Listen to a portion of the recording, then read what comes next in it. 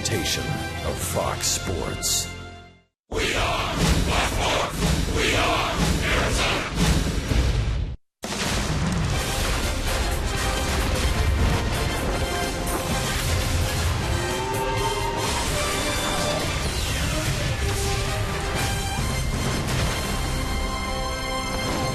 Well, the occasional bump in the road here and there, but this road down the 2014 season continues at high speed for the D-backs. 50 games to go, and after a 4-game split with the Pirates, D-backs fans are back at Chase Field ready for 3 against the Kansas City Royals. We have hit the big 5-0. It's Diamondbacks baseball here on Fox Sports Arizona.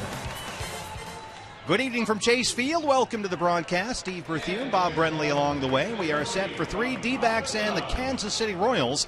And Bob, tonight a really good matchup of 2 good young left-hand pitchers, starting with the Royals' Danny Duffy. Yeah, and Danny Duffy, in his particular instance, this is a perfect example why you shouldn't pay a lot of attention to win-loss record when it comes to starting pitchers. Danny Duffy carrying a 4-9 record with an ERA under 2.5. That's basically because the Royals have only scored just over 2 runs for him when he's been on the mound. He has been one of the most under-the-radar pitchers in baseball as of late. Started the year in the minor leagues, opened up in the bullpen when he finally got to the big leagues, and he has been outstanding all summer long for the Royals. On the other hand, for the Diamondbacks, it's left-hander Wade Miley. And Wade Miley's been on a pretty nice run of his own. Over his last 6 starts, the record stands at 4-1. 5 of those 6 starts were outstanding, including the last time out against the Reds. Went 6 2/3, did not allow a run in that ballgame.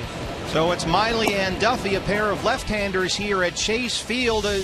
One thing that concerns you about Wade Miley, the home road splits. He's not been great here at home this year, but hopefully that trend changes tonight. All he's got to do is look to the rest of the rotation, because the rotation has been really good here at Chase Field over their last 13 games. The ERA just a tick over 2.5.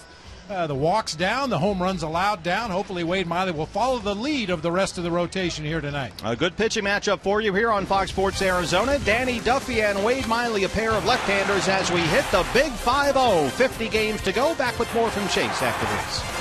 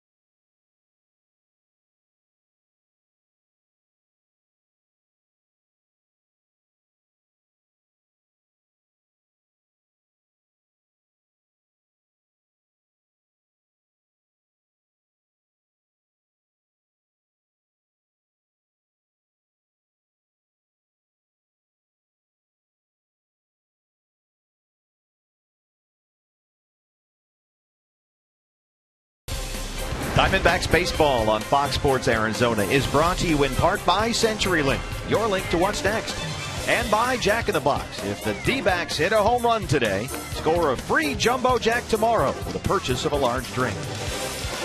Well, the D-backs' 10-game homestand lives on tonight in downtown Phoenix. The Pirates are gone. In their place, the Royals of Kansas City. Wade Miley on the hill tonight looking to keep his recent success rolling. 50 games, that is all that remains in this season for the Arizona Diamondbacks, a season that has seen more than its shares of ups and downs. I talked to some of the guys earlier today in the locker room about what they want to accomplish the rest of the way. Every game you want to come in and win, no matter what, no matter where you're at. So, I mean, whether it's, obviously finish the best we can, but individually it's just trying to finish strong. I mean, it's not how you start, it's how you finish, that type of thing. And you're just trying to have fun with it. And we want to play hard all the way through. It's a little different now, just how the lineup shakes up with injuries and trades and things like that. But we have a group of guys now, and we're going to have this going forward. And I'm sure we'll have quite a few more members in September to give us a little bit of reinforcement and see what some of those guys can do. Well, through all the adversity, this team has never given up, and you certainly get the indication that's not going to happen the final 50 games of the season. Tonight, a 3-game series against the Kansas City Royals. Interleague play here at Chase Field. Bob and Steve have the call live on Fox Sports Arizona when we come back.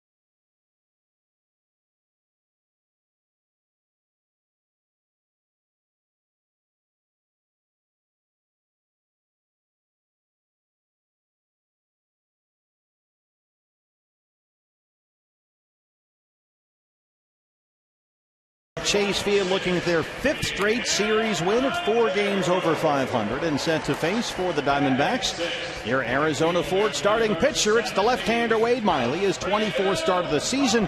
He's won 4 of his last 5 starts. His catcher tonight, Miguel Montero. So finally, he starts throwing the ball again. He's aggressive. He's working ahead in the count, and when he's ahead in the count and he's still aggressive, he's a Miley that we all know. Wade Miley, a win over the Reds in his previous start last Wednesday at Cincinnati. 6 2/3 scoreless, but he gave up 7 hits and walked 4. And Bob had just 1 strikeout in a game for the first time this year. Yeah, it seems kind of funny to say that a guy that only struck out 1 and walked 4 in 6 2/3 innings to go along with 7 hits was pitching well, but he really was. He was keeping the ball down for the most part. Some of the walks, in my humble opinion, were pitch arounds, but even with the traffic on the bases, Wade Miley was able to make big pitches when he needed to. Let's take a look at the lineup for the Kansas City Royals tonight, put out there by manager Ned Yost. It's our Tire Pro starting lineup. Shohei Aoki in the top spot, followed by Omar Infante. You see what Aoki has done in his last 7 games. Salvador Perez batting third. Billy Butler in the cleanup spot, followed by Alex Gordon, Lorenzo Cain, Mike Moustakas at third base, Alcides Escobar at shortstop, and left-hander Danny Duffy on the mound for the Royals. Royals 4.5 games behind the Tigers in the American League Central. Only a game and a half behind Toronto for the second American League wildcard spot as they begin play here this evening. Norichika Aoki, the leadoff man, looks at ball one. Jim Wolf is our plate umpire tonight. Norichika Aoki, the former Milwaukee Brewer. He's hit in 3 straight games and 9 of his last 11.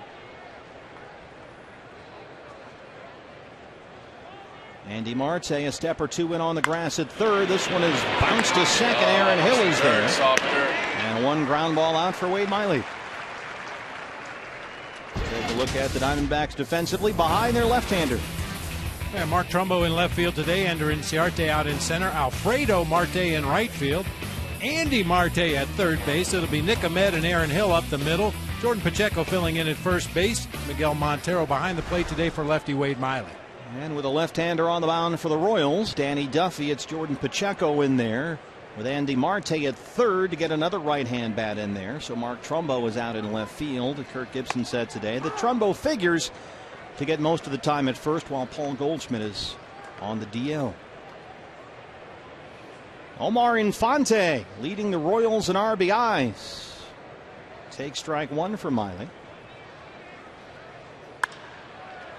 This is in the air to right field. Alfredo Marte. 4 pitches, 2 outs. 5 pitches, 2 outs for Miley. Mentioned no David Peralta tonight. Alfredo Marte playing right field instead. The splits aren't that different for Danny Duffy on the mound, but he does have a big curveball, and that's tough for a left-handed hitter to hang in, tough for a lefty to do much against. So you'll be getting another right-handed bat in the lineup out there in right field tonight. One of baseball's rising stars, the catcher Salvador Perez, takes a strike. Perez 272 on the year and 12 homers, an all-star catcher for the 2nd straight season. This year voted in by his peers on the player ballot, which certainly means a lot. A Gold Glover behind the plate last season for the Royals. But he's got backward platoon splits, hitting only .213 against left-hand pitching. That's about an 80-point drop. That didn't make any sense.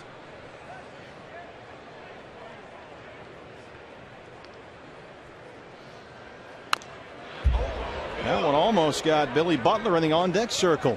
Country breakfast. They're already down 1 first baseman with Eric Hosmer on the DL. Like a cat. That's a first. That's as fast as Billy Butler's moved in his career, I think. Getting out of the way of that foul tip. They call him country breakfast for a reason. And he's going to handle most of the duties at first base while Eric Hosmer is out 3 to 6 weeks. Hosmer hit on the right hand by a John Lester fastball July 20th at Boston.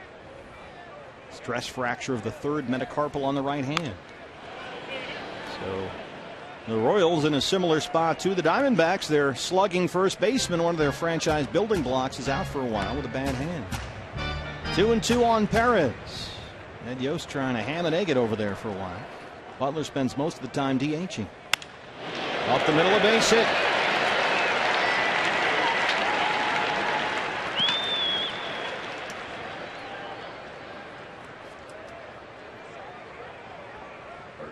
So here is Billy Butler. The power outage has continued into this season. Just 5 homers. The OPS has dropped by more than 100 points from last year. By far the lowest of his career.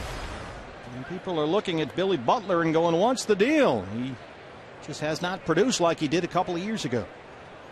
This Royals team, led by Billy Butler, a real drought with the home run ball. I mean, they have good team speed. They lead the American League in stolen bases, but just no power up and down the lineup, at least none that has shown consistently. Butler has not produced. Moustakas has not produced. He was in the minor leagues at one point this year. Now Hosmer's injured. So they are looking for someone to pick up the pace.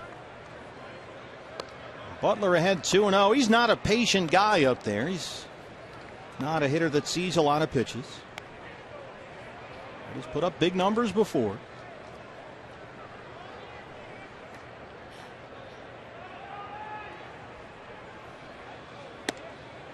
There's the strike, 2-1. Yeah, we talked about the Royals a little bit there. Their pitching is pretty good, especially the top of their rotation and the tail end of their bullpen. You see the team whip at 1.29, but the offense dead last in the American League in homers, dead last in base on balls. I mentioned they do steal some bases when they get the right guys on in the right situation, but it's been about the lack of offense this year for the Royals. Well, Wade Miley, 5 outs or five pitches to get 2 outs, but he gave up a 2-out single to Perez, and now he's behind 3-1 on Butler.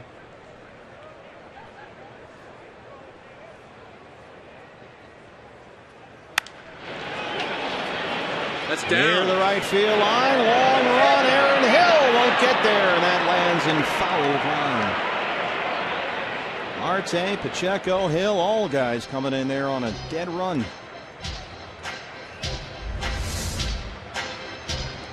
Obviously a tough play for the first baseman, running straight out, looking straight back over your head. Aaron Hill had a little bit of an angle, but farther to run, playing Billy Butler to pull just a little bit up the middle of the field, and Marte playing deep in right, respecting Butler's power, and none of the D-backs could get there, even though that ball was in the air for a long time.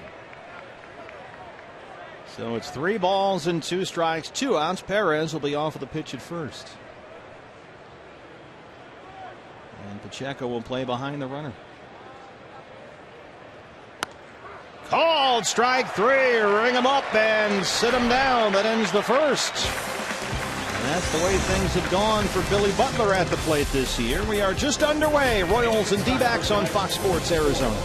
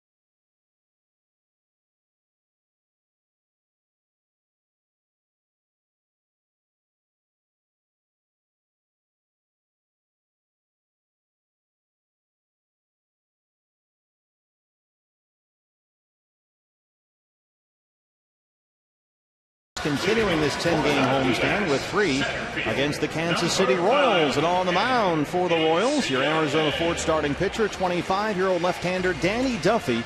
This is a hard thrower, averages about 95 miles an hour with a fastball. He's been one of baseball's most underrated starting pitchers all summer long. Here's Miguel Montero. He's a guy who throws a lot of fastball. He's got pretty good life on his fastball. And obviously he likes to work ahead in the count. I would say if we would take advantage of him early, get a good pitch to hit early in the count, get him on the fastball early, I think would be good. Danny Duffy, because he started the year in the minors coming back from an injury and then pitched a month in the bullpen, does not have enough innings to qualify for the ERA title. But if he did, he'd have the 3rd best ERA in the American League and the 6th best in baseball. He's been that good. Opposing hitters are only hitting about 203 against Duffy this season, and he's been equally effective against righties and lefties. A good fastball, as you mentioned, in the mid-90s, big breaking curveball, and an occasional straight changeup. It'll be a tough night for the Diamondbacks left-hand hitters, beginning with Ender Inciarte, who looks at strike 1. Ender at 248 on the year and 2 homers.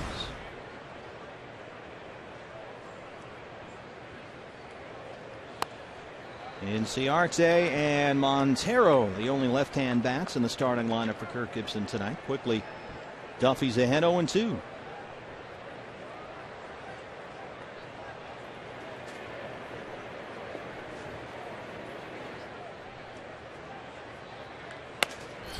And he strikes out on 3 pitches. There's that 95, one away here in the home half of the first. Let's take a look at that Diamondback starting lineup. It's your Tire Pro starting lineup. Under Inciarte once again at the top. Jordan Pacheco at first base. Aaron Hill since July 12th carrying a .313 average, slugging .547. Mark Trumbo out in left field and cleaning up. Miguel Montero batting 5th. Alfredo Marte in right field hitting 6th. Andy Marte at third base hitting 7th. Nick Ahmed at short hitting 8th, and the pitcher Wade Miley on the mound. Aaron Hill in the 3 spot with Paul Goldschmidt on the shelf. Here is Jordan Pacheco. Looks at strike 1. Duffy firing bullets in there for strikes. Pacheco 247 on the year. But for the year he's hit 280 with the Diamondbacks. 13 games in Sedona Red since his arrival from the Rockies.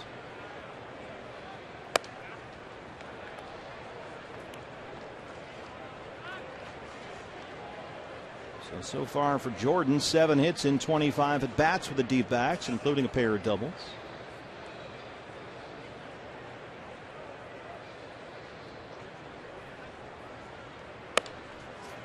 Danny Duffy opened the season in the minor leagues after coming back from Tommy John last year. Came up in April, worked out of the bullpen. Didn't make his first start this year until May the 3rd, but he's been very good. As we showed you, his ERA as a starter this year is under 2.5. Jordan Pacheco laces one to left. Alex Gordon won't get there. It one hops the wall, and Pacheco is in with a 1-out double.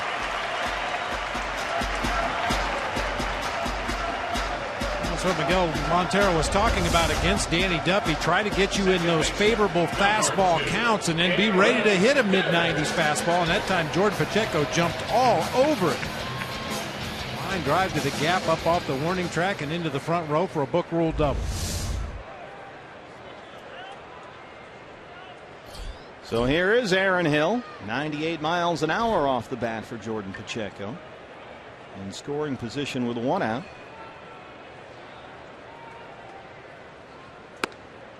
Once again, Duffy jumps ahead 0-1.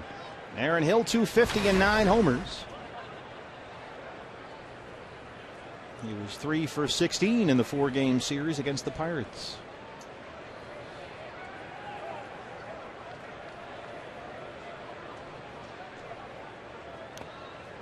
Kicks away from Perez. Pacheco will get third.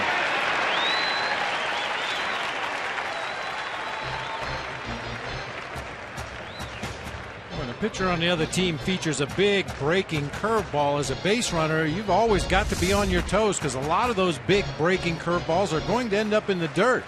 Perez in perfect blocking position. Unfortunately for him, that ball hit on the side of his mitt and ricocheted to the right side far enough for Jordan Pacheco to advance.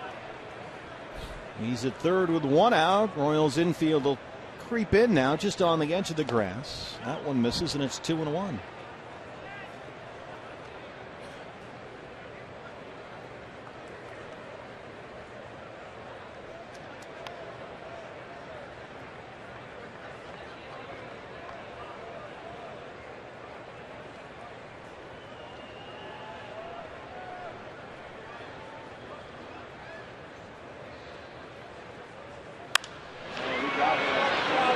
Right center field, Kane and Aoki over there. Pretty shallow. Pacheco will bluff at third. Not deep enough to bring the run in. 2 down. Let's take a look now at Kansas City defensively behind their left-hander. Have an outfield of Kane, Gordon, Kane, and Aoki, rather, left to right across the outfield. 3-time Gold Glove winner Alex Gordon out there in left field. Do not run on him. Moustakas and Escobar on the left side of the infield. Infante and Butler on the right side. Salvador Perez behind the plate for lefty Danny Duffy. Yeah, Gordon's been a Gold Glover 3 seasons running. Actually rates in some defensive metrics as the 2nd best defensive player in all of baseball, behind only Atlanta's Jason Hayward. He is an impact defender out there. In fact, he and Lorenzo Cain The center fielder actually rated 1-2 in defensive runs saved among American League outfielders. Mark Trumbo, 95 miles an hour from Duffy. It's 0-1. Trumbo 5 hits in 4 games in the series against the Pirates. He's in there at 204 on the year. Trying to get that run home from third with 2 outs.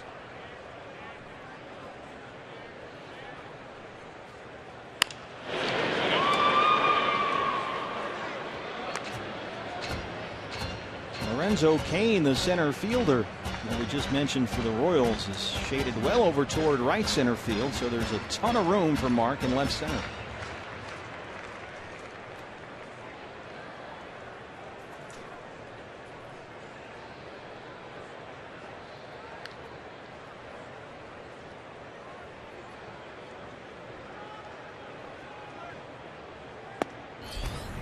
.97 misses down and away, a ball and 2 strikes. Yeah, sometimes you can look at the way the outfielders are positioned and maybe garner some information as to how they're going to try to pitch you. And with this kind of defensive alignment in the outfield, you would expect Duffy to try to work Mark Trumbo away with fastballs, maybe show him a breaking ball in the dirt from time to time. But they're expecting him to hit the ball the other way. Left field, Trumbo off the wall. Pacheco scores. It's a long single and an RBI for Mark Trumbo. His 24th, 1-0 D-backs.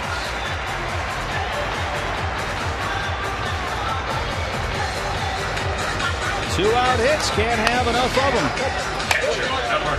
Really good to see off the bat of Mark Trumbo. He hasn't really pulled the ball hard since coming back off the disabled list. Most of his base hits have been line drives up the middle or to the opposite field. This time, bangs one off the wall out there in left field for a long RBI single.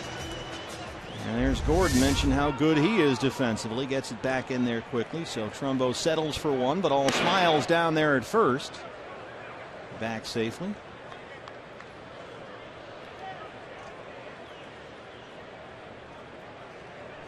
Good to see Mark turn on one like that. He's been going the other way quite a bit lately. I was going to say, you want to pitch him away. That'll work because he's done a good job going to right field the last few games. It's just a byproduct of the way he's being pitched. There's a lot of fastballs out over the plate, some of them elevated up above the belt, especially in 2 strike counts. He's been content to drive the ball to the opposite field, but really good to see him turn on one.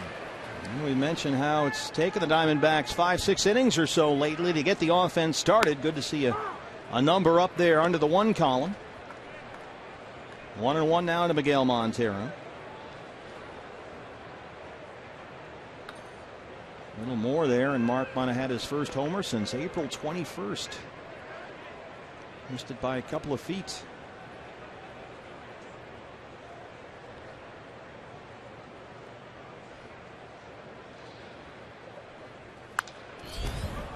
And Perez is really still back there. Take a look at Mark Trumbo here. I mentioned it in the ball game the other day. I always felt he was a better low ball hitter. I think he hits for more power on pitches down around the knees where he can just drop that bat head and take advantage of that leverage that he gets from that long frame. That pitch down and in, dropped the barrel on it, and just about knocked the fence down in left field. Ball and 2 strikes to Miggy. What do you think of Salvador Perez's catcher's gear? It's almost like he's in disguise back there. It's like somebody painted him with whiteout. One of those galvanized trash cans. All one color. I remember seeing Bill Freehand catching an all-star game one time wearing white catcher's gear, which that's the only time you could ever get away with it because the infielders had to hate that. The great Tigers catcher, Bill Freehand.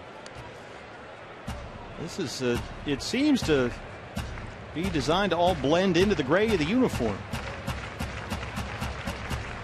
The white face mask and everything. Very stylish. And we're all about style. Well, it goes without saying. 1-2. Along the left field line, drifting near the seats and out of play. So a 21 pitch first inning now for Danny Duffy, and still some work to do. This is a guy who in the past has let his emotions get the best of him. He can get pretty animated out there. He's got a temper. But he's done a very good job lately controlling that and kind of using it to redirect his energies toward getting batters out. Miggy stays alive. Yeah, we were told James Shields has had a big influence on Duffy because he too is a very competitive guy by nature and sometimes was his own worst enemy early on in his career, but he too has learned how to focus that anger and that intensity on something productive, and he's been talking a lot to Danny Duffy, trying to get him to follow that same route. Another 1-2 to Montero. Hopped him up. Perez will give it a look. Out of play. Yeah, big difference for Danny Duffy this year. If you ask James Shields, is the Duffy has always been an emotional guy. It's on his sleeve. There's no question about that. But now he's able to use that energy and pitching in a positive way rather than a negative way is the way that Shields put it. He attacks hitters now. He trusts his stuff, trusts his defense, whereas before he might try to nibble and just hit the corners.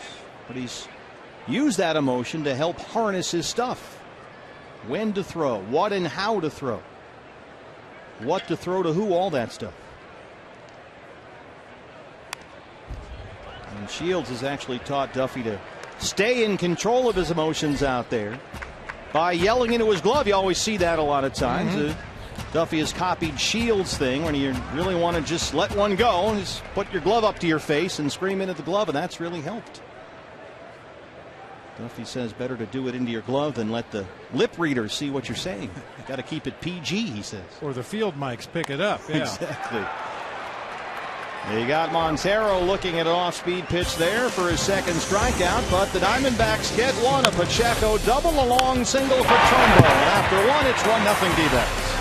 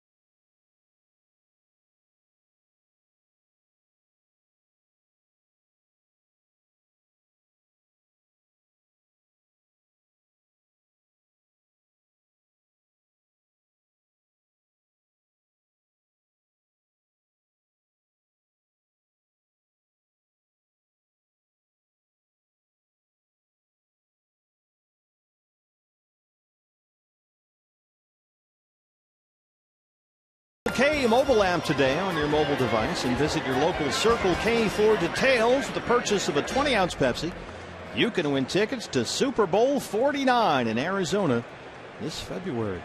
It's coming up. Football's almost here. Alex Gordon leads off the second for the Royals against Wade Miley. Gordon, Kane, Moustakas 5, 6, and 7. Alex Gordon, an all-star for the second straight season this year. 273 and 9 home runs. Just a handful of games right around the all-star break with a right wrist sprain that prevented him from swinging a bat. He needed an injection for the inflammation. Had to skip the all-star game, in fact, but he has hit well since he's been back. 305 the last 16 games.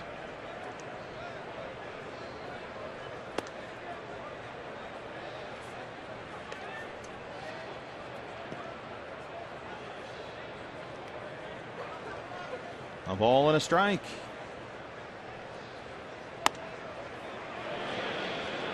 He went, says Dave Rackley down at third. Gordon, you'll see a 30-point drop here in batting average against left-hand pitching, but he will take left-handers deep. 4 of his 9 home runs this year have come off lefties. 2-2.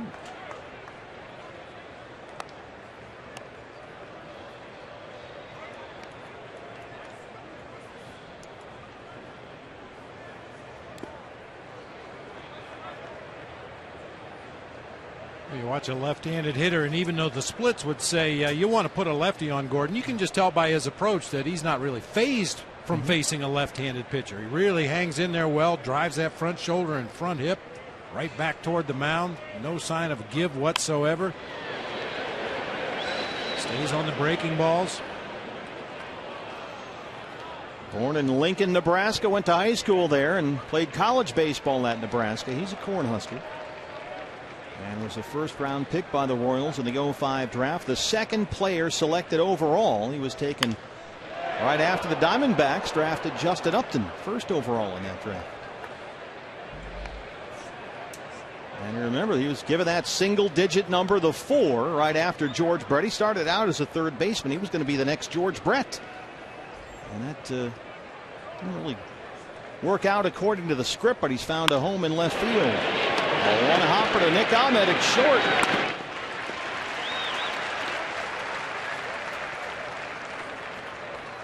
Let's take a look at our Valley Honda dealer keys to the game tonight. Wade Miley's from Louisiana. Number 6.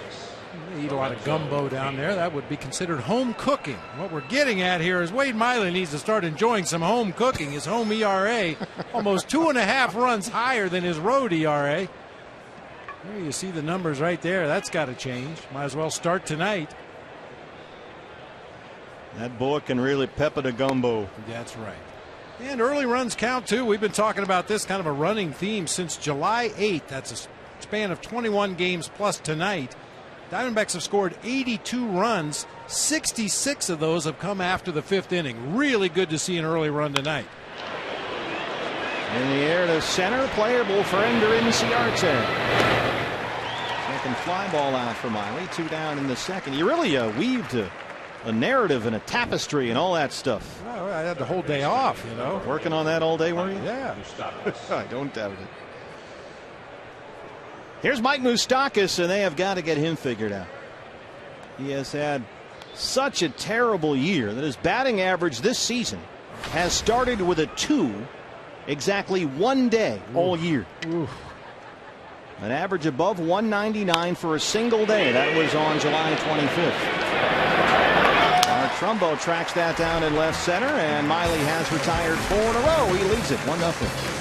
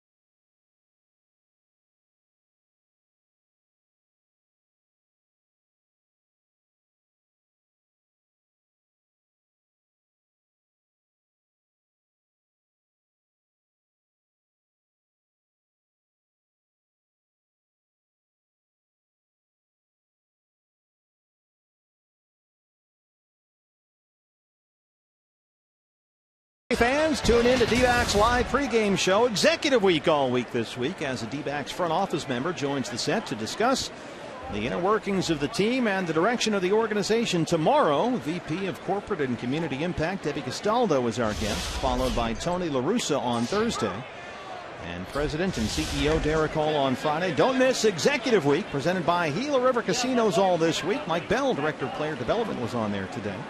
It's all right here all week long. Executive Week on Fox Sports Arizona. 0-1 to Alfredo Marte, getting the start in right field tonight. If you've ever been here to Chase Field pregame when the awards were handed out and the various groups were here, Debbie Castaldo is the one handing out the big cardboard checks. It's a great job, isn't it? Oh, yeah. Yeah, we got to figure out a way to get one of those.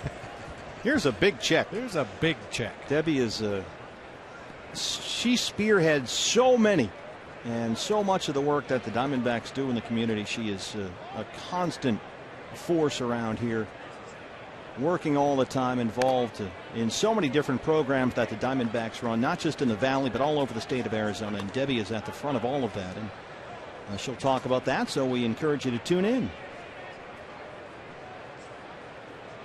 1-2 on Alfredo Marte. We got back-to-back Martes in the lineup tonight. It's a Marte parte here for the D-backs. Andy is on deck. We'll find a way to get the two Martes behind Ender Inciarte. Well, then you'd have something. I don't know what it is, but you'd have something. Come up to with your keys to the game for that. You have to get Artie Johnson, Arte as we like to call it, to read the lineups that day. Stick his head through the box like on Laugh-In. Shatters the bat into about 50 pieces. An easy play for Infante. There is lumber all over the yard. Well, it's one thing when a bat breaks off at the handle or splits down the middle. That thing just exploded. Man, that seemed to be the norm for a few years in baseball. Those bats exploding into multiple pieces, including that big one whistling out there toward Duffy on the mound. But Major League Baseball has done a fine job of policing the bat companies and minimum standards, and you just don't see that much anymore where the barrel goes flying and toothpicks all over home plate and the batter's left holding a tent peg. Andy Marte. Well, when maple bats became the hot commodity, everybody wanted a maple bat. Everybody's suddenly rushing to cut down maple trees and build these maple bats that the players all wanted. The standards for the wood were not that great, and that's when you really saw several years ago the bats breaking constantly. And as Bob said, the Major League Baseball guidelines and restrictions have really done a good job of raising the expectation and the grade. You got to have a certain grade of wood to qualify, and that's cut down on a lot of that. What did you use? Some guys like ash, some guys like maple. You remember? I used ash until the very last year of my career. When I went to Toronto, everybody was using a bat up there that was actually made by a company that made hockey sticks. Well, of course, in Toronto. Sure. And they started to make bats, and everybody jumped on the bandwagon for a while. But yeah, I was always a loyal Louisville Slugger guy. White ash, unfinished. Small handle, big barrel. If I could have used a canoe paddle, I would have. I needed something with a lot of hitting zone. 1-2. Yeah, the maple are a little sleeker. Often you see the maple has that nice finish on it, that nice polish, a thinner handle. It's a little lighter. The ash seems to be heavier, a little more sturdy. He's got a Marucci bat up there. They make those down in Baton Rouge.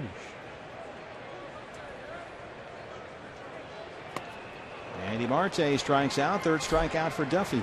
Another difference with the bats in the days when everybody used white ash, you were always taught to hit with the grain.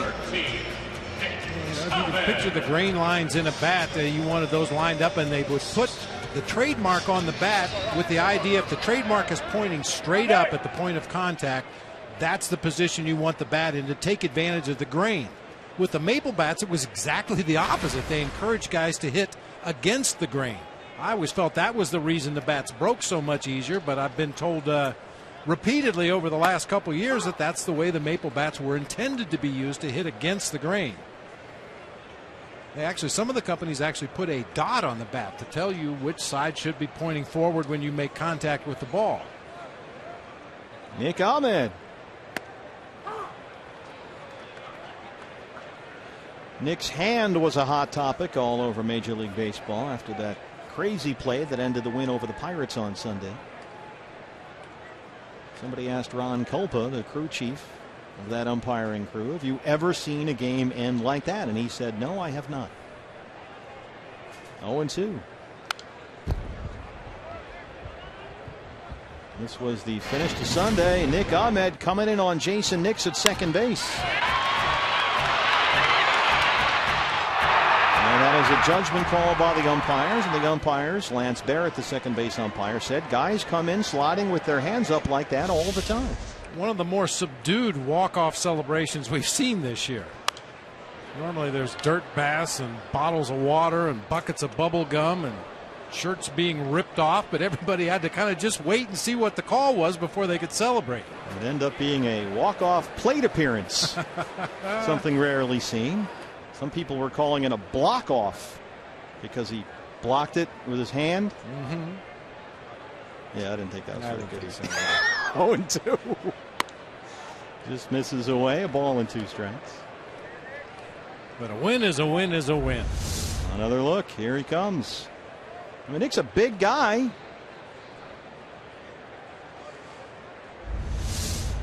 Coming in hard at second. There's a strike. 4 strikeouts for Danny Duffy. A 1-2-3 second. D-backs lead it 1-0.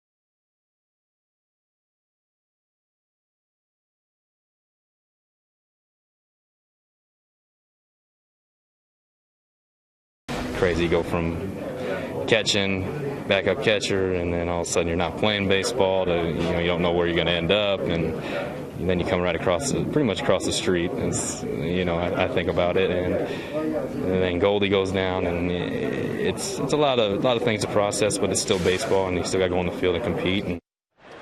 Our quote of the game brought to you by Geico. Jordan Pacheco, what a crazy year he's had. I think you could stick him out there as a Golden Glover in a big league park and he'd be happy. But, he's a competitor. And competitors embrace challenges. And that's certainly what the D-backs have the rest of the way, replacing a guy like Paul Goldschmidt over at first base. Obviously, Mark Trumbo in that mix. But Pacheco out there tonight. And, these guys want to live up to expectations and prove that they can do this at first base at a big league level. And they're certainly going to get their chance, guys.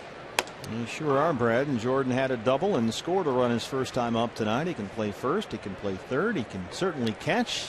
Played a lot of second base in college at New Mexico. He's a valuable guy to have in your ball club. There's a lot of guys in the game that can do most of that stuff, but the ability to put on that gear and go behind the plate is what really sets Jordan Pacheco apart from other utility players. I remember when he was on the Rockies earlier this year, Bob. You and I were commenting, boy, he's a lanky guy, kind of a wiry guy, but he's really athletic back there behind the plate. Moves well. And good hands from playing infield a lot in his career. Very soft with his hands back there behind the plate. And he's got a few gloves in his locker, that's for sure. 1-2 on Alcides Escobar, the shortstop. And Escobar having one of his best offensive seasons at .278 on the year. That's more than a 40-point jump over his average from last year. And the OPS is up more than 130 points.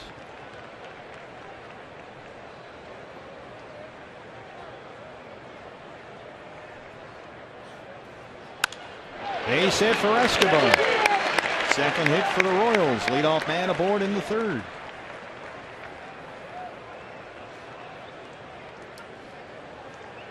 Pitcher number 41. Now Danny Duffy finds himself hitting in a National League park and try and move Escobar along.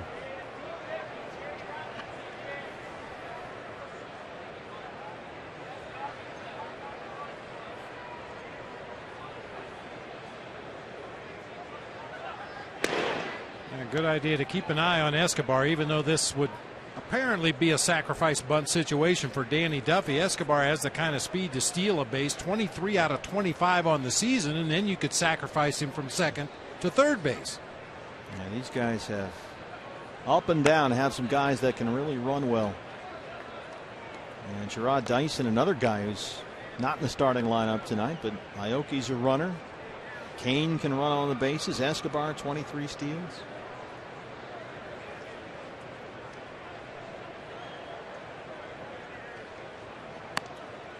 Andy Marte on a dead sprint coming in from third. He's almost in the right-hand batter's box. But Duffy's having a tough time getting the bunt down. Here's Andy Marte coming in. When you charge that hard, you're not thinking about just getting an out on this play. He's hoping to get the lead runner at second and possibly turn it into a double play. This is there, 1-2. I mean, Duffy in 6 minor league seasons had 0 plate appearances as a minor league pitcher slash hitter, and he's 0 for 5 in the big leagues. Never had a sacrifice bunt.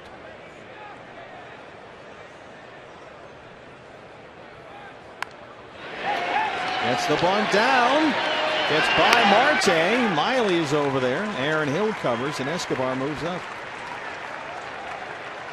Marte was running in so hard from third, he overran the ball, perhaps. Fielder, Moving back toward the mound. He had kind of an odd angle to play that ball on the first base side of the mound, so Wade Miley just scooped it up and flipped on to Aaron Hill for the easy out. So Escobar is at second, 1 out for the leadoff man, Norichika Aoki, who grounded out his first time.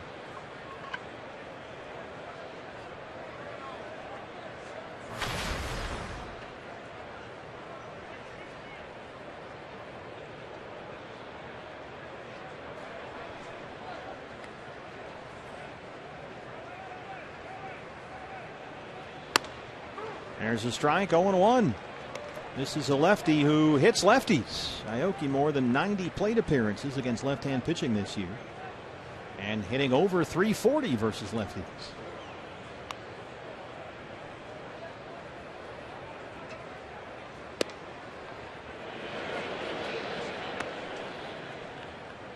And he's got that classic Japanese Central League swing where he just kind of loads up back there, and then everything seems to move forward toward the ball all at the same time. A lot of moving parts. Occasionally will be running out of the batter's box as he's making contact. Up there with that front foot way off the ground, and the whole body all kind of leans into the pitch.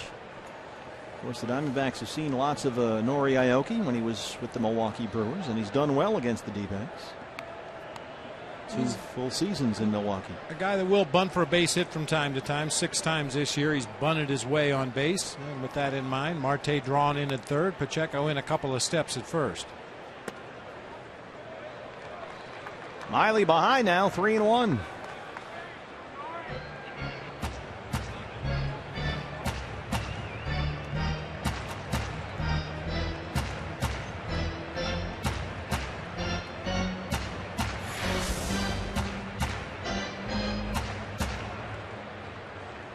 Miley went over the Reds in his previous start. That was last Wednesday at Great American Ballpark. Trying to get better at home. Just 2-5 in 11 starts at Chase Field this year. His ERA in this ballpark is nearly 5.5. And he walks Aoki. 2 on, 1 out for the Royals, and their RBI leader steps up. It's Omar Infante. First walk for Miley. We mentioned it when he was on first base. We'll mention it again when he's out there at second. Escobar has stolen third base 6 times this year. You got real good speed on the bases right now for the Royals. Definitely have to make sure they stop. Don't allow him to get a walking lead, especially out there at second base. Infante flied out to right his first time.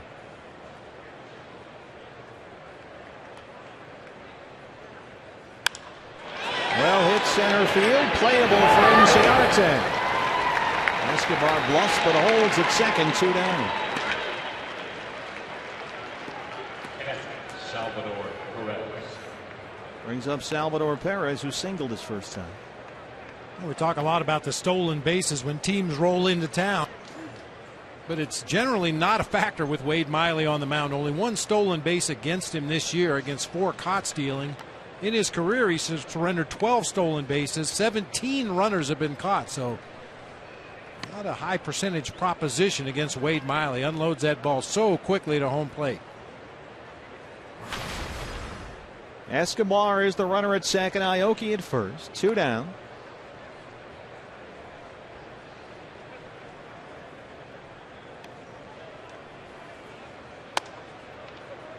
Miley misses there. D-backs have a 1-0 lead. Mark Trumbo a 2-out RBI single after Pacheco had doubled. 45 pitches for Miley, 28 for strikes.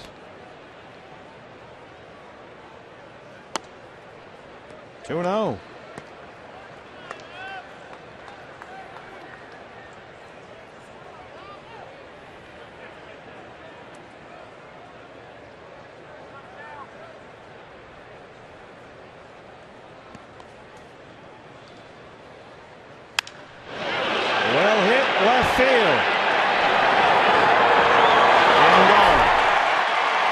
Salvador Perez, his 13th, and it's 3-1 Kansas City.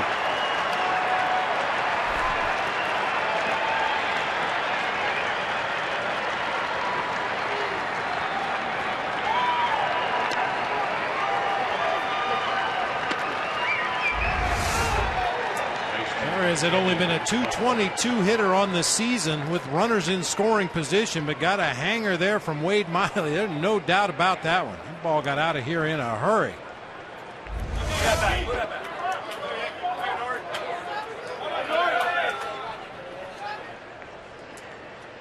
So it's a 3-1 ball game. Bases empty, still 2 outs. Billy Butler a strikeout victim his first time, and he lashes at that one. It's out of play, 0-1. What do you think is going on, Bob, with Wade Miley home versus road? And we put those numbers up earlier. On the road this year, Miley 5-2, the ERA right at 3.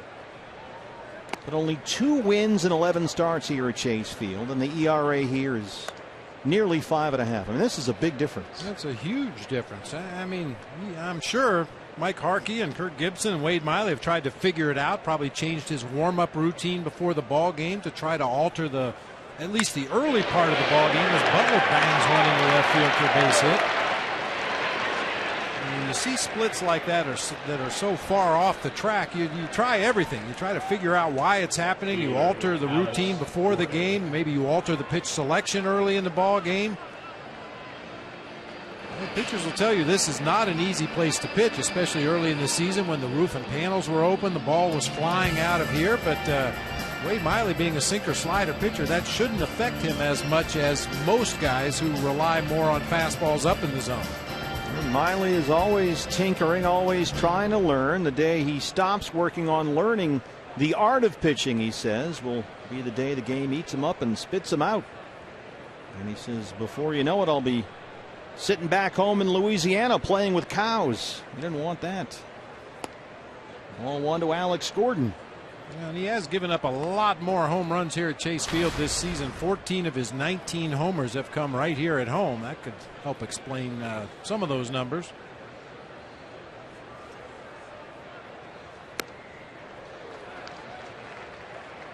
Gordon grounded out his first time up.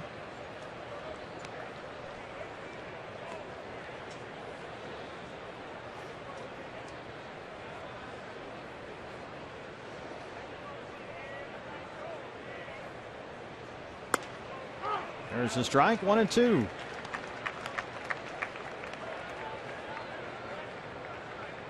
Alex Gordon, 2 homer seasons in his last 3, but the power down a bit for him this year. Last home run was June 21st. That was more than 30 games ago. And he strikes out. Second strikeout for Miley. But Salvador Perez hits a 3-run homer here at Chase Field in downtown Phoenix, where the D-backs trail the Royals 3-1.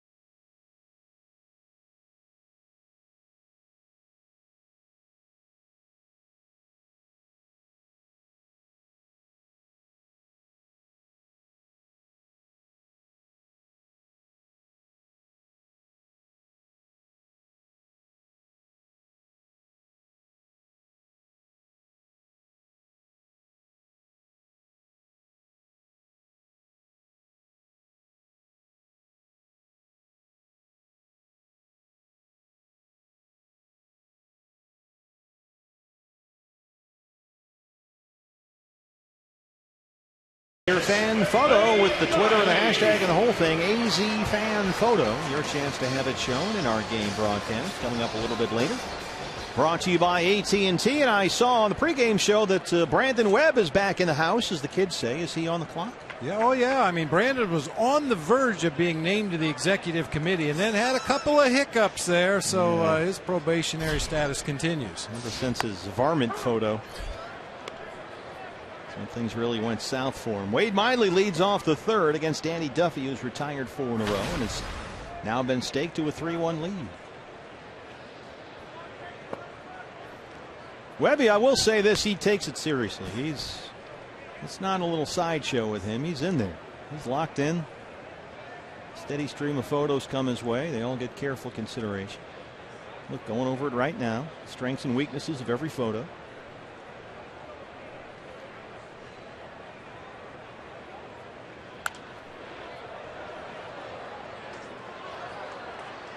So we'll have that for you coming up, well, probably when he's in here, right? 7th inning. Yeah.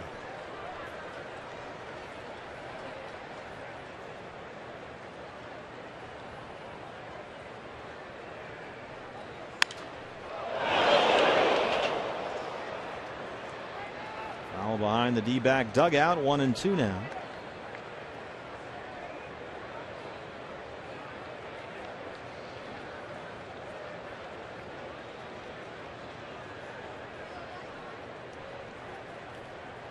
Danny Duffy has had a lot of success this summer. He's been their best pitcher, best starting pitcher, really since June the 1st. An outstanding 1.83 ERA over his last 11 starts. In fact, Duffy has allowed more than 2 runs in a start only twice over that span. It's been the lack of run support from the Royals' sputtering offense that has really burned him. In his last 8 starts, the Royals have scored a total of 15 runs. And so when you look at the one-loss record, you go, all right, what's the big deal? Well, as we showed you, the other numbers, this guy's really pitched well, but they just have not supported him. But he's got a 3-1 lead here tonight. And on the verge of walking the opposing pitcher to start the inning, which is probably not what Dave Island, the pitching coach for the Royals, had in mind. But there you go, Wade Miley with a leadoff walk.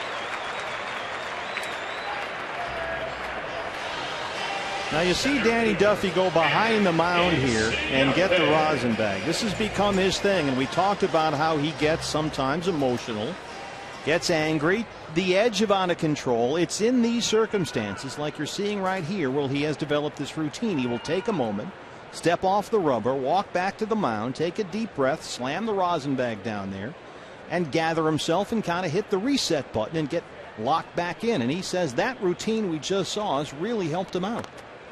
And Ciarte bunts that one foul. He said before, you know, you walk the pitcher to lead off an inning. That's where he'd kind of go nuts, start yelling at himself, and then he would rush his next pitch in anger and get in trouble. Well, now he doesn't do that anymore. So he's going back to the rosin bag, just kind of slowing things down here. Ned Yost says he once asked Mike Maddox when they worked together about a pitcher that did that, went behind the mound and did that whole routine with the rosin bag. And Yost asked Maddox, you know, what's he doing back there? And Maddox answered, he's gathering conviction. Okay. Which I thought was a really great answer. But when Duffy runs into trouble, you'll see him go behind the mound and do that whole routine where he'll just kind of stop the game for a moment and then collect himself. 1-2 on Ender Inciarte, who struck out his first time on 3 pitches.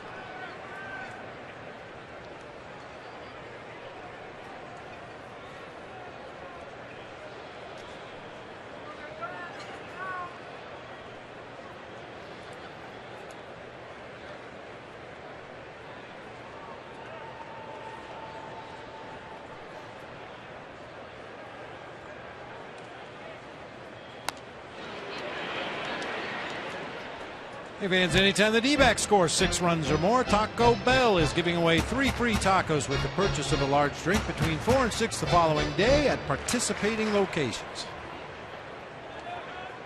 Wade Miley on first after a leadoff walk. Diamondbacks led it 1-0 on a Mark Trumbo RBI single. Royals answered with a Salvador Perez 3-run homer. Still 1-2 on Ender Inciarte, who's hit in 4 straight games.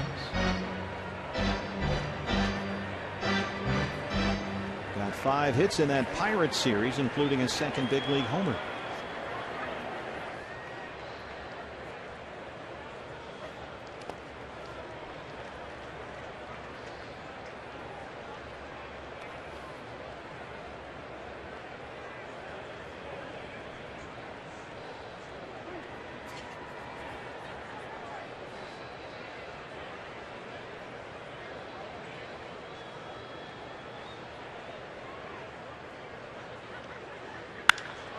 Center field, Kane comes in and snags it. Miley back to the bag for a loud out number 1 here in the 3rd.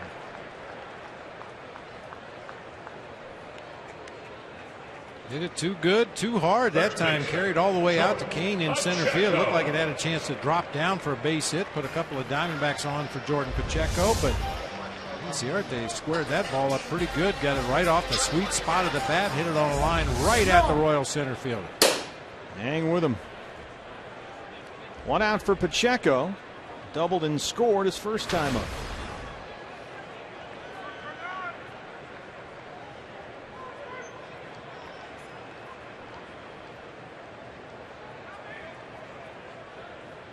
Well, he uses, talking about bats the previous inning or so. Jordan's up there.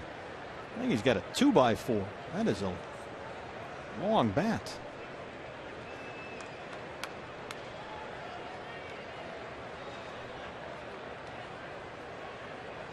Did they hollow out the ends of the bats when you were playing on the top there? They had just started doing that right about the middle of my career. They call them cupped bats. They take some of the weight and some of the wood out of the very end of the bat. As that one's down the right field line, just into foul territory for Aoki. 2 down.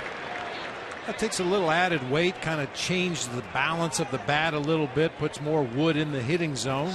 At least that's the theory. I think more than anything else, it just takes a little bit of weight off the bat itself. It's all about how much bat speed can you generate. How quickly can you get that ball through the hitting zone? And taking a little bit of weight out of the end of the bat probably helps a lot of guys swing the bat a little quicker, and yet order the same weight bat, you get better quality wood because you take a little bit of the weight out of the end.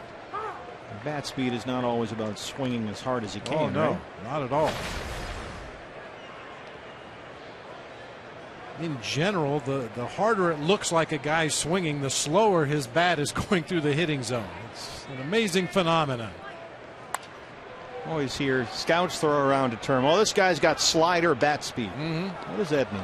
That means that usually pitches they hit hard are breaking balls, in most cases sliders or change-ups that happen to stay in the strike zone, especially up in the strike zone, and that's right in the middle of their bat speed. Guys that are said to have slider bat speed usually can't catch up to a good fastball, especially on the inside part of the plate. Aaron Hill pops up the 0-2, shallow center. Escobar screaming for it, and he's got it for the third out. So Duffy strands the leadoff walk through 3. D-backs trail at 3-1.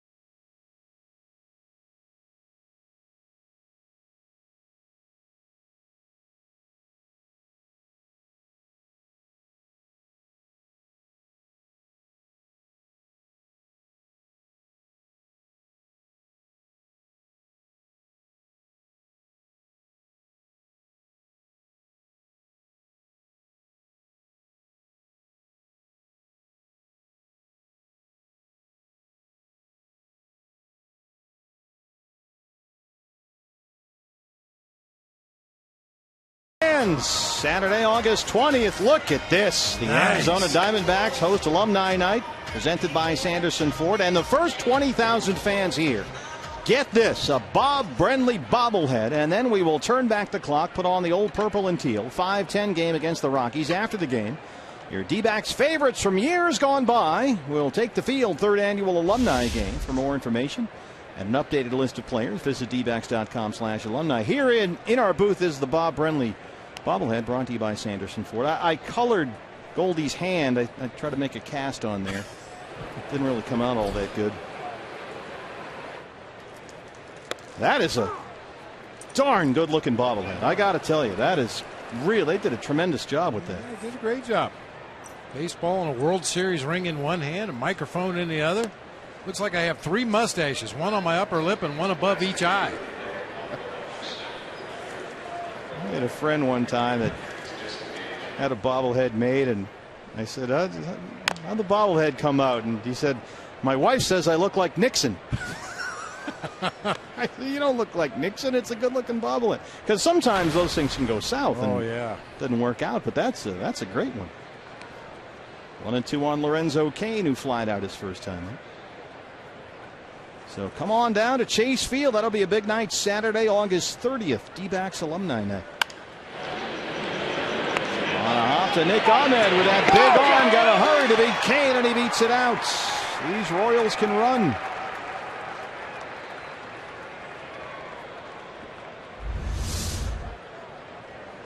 Once that ball gets by Andy Marte at third, it's going to be a tough play for Nick Ahmed. His momentum carrying him toward that third base foul line, throwing back across his body.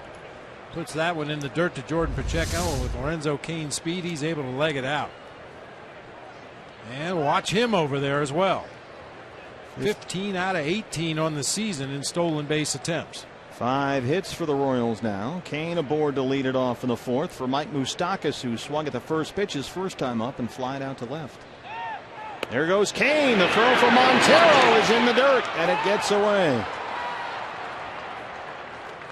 16th stolen base for Lorenzo Cain. Didn't waste any time there. Not sure if he just had a real good read on Wade Miley or decided to take off on first movement, but for whatever reason, Cain got a huge jump over there at first base. Nick Ahmed just knocks the ball down, and then Cain hits it as he slides past the bag. Fortunately for the D-backs, did not get far enough away to allow him to advance on to third. In scoring position, nobody out, and a 1-0 count to Moustakas.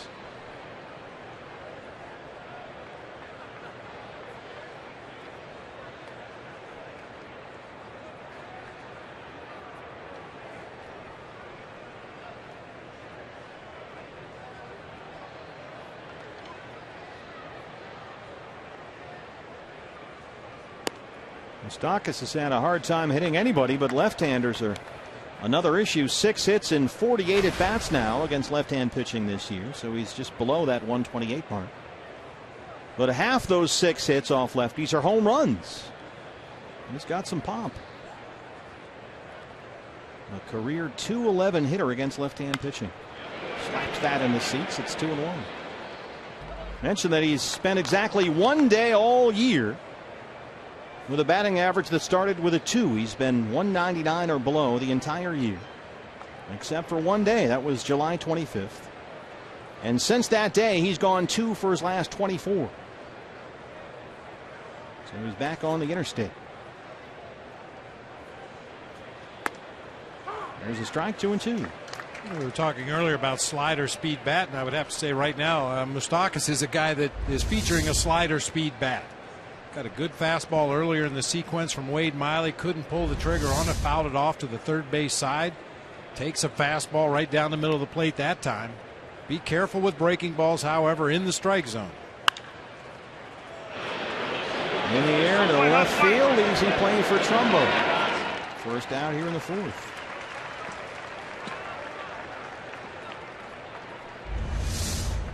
To reach for that when you see Miggy slides outside. Looked like a little slider, maybe a cut fastball, just enough movement away from Moustakas to get that defensive swing, and the lazy fly ball to left field for the out.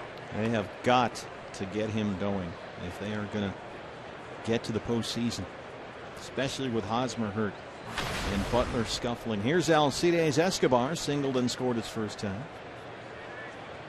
This is a guy that had a big month of June with a bat. Hit over 370 in June. But since June ended, he's cooled off, batting under 230 since July the 1st. Roll to third. Marte looks Cain back to the bag and throws him out.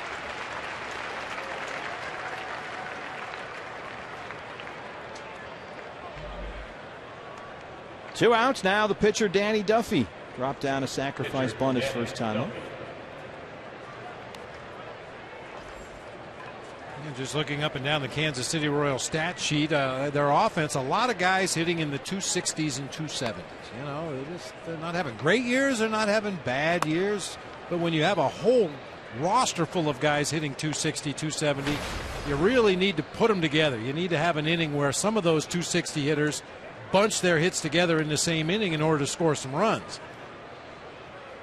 They've been one of these organizations, much like the Cubs are now that Javier Baez just got called up, a team that we've said for years now, well, just wait a couple of years, they're going to be really good. They got all these young guys. Cain was one of them, and Moustakas and Hosmer and on down the list, and this is when they're supposed to be good, but they're getting the pitching for the most part.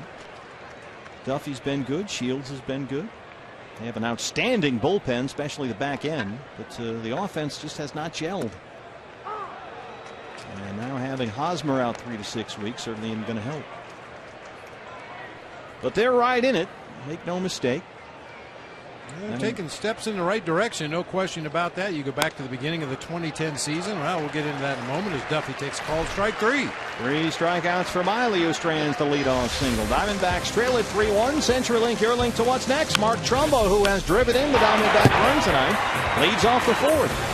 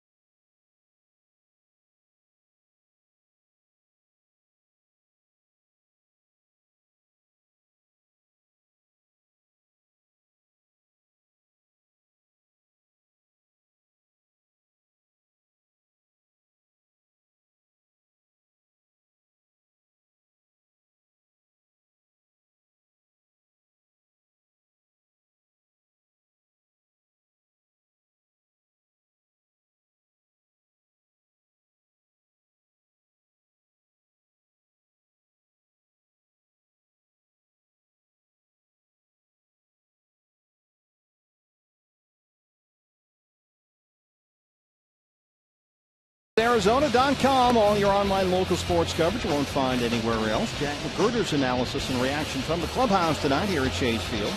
Craig Morgan on whether Andre Ellington can be a feature running back for the Cardinals as their training camp continues. First preseason game coming up. And Randy Hill takes a look at potential WNBA Finals.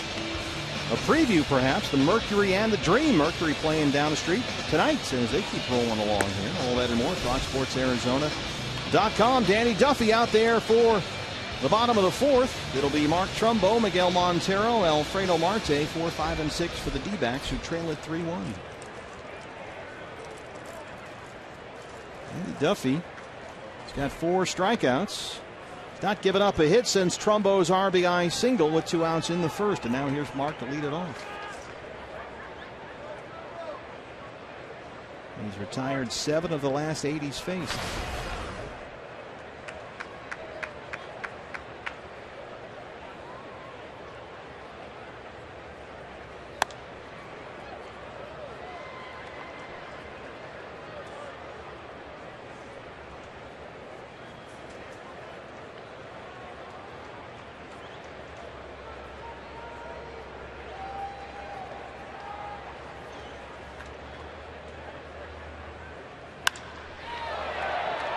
Very high fly ball to center field, and at the track is Lorenzo Cain.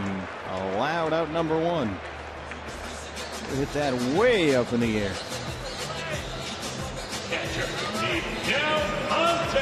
Hey, that sound you love to hear off the barrel of the bat sounded like he caught it square, maybe just under it a little bit.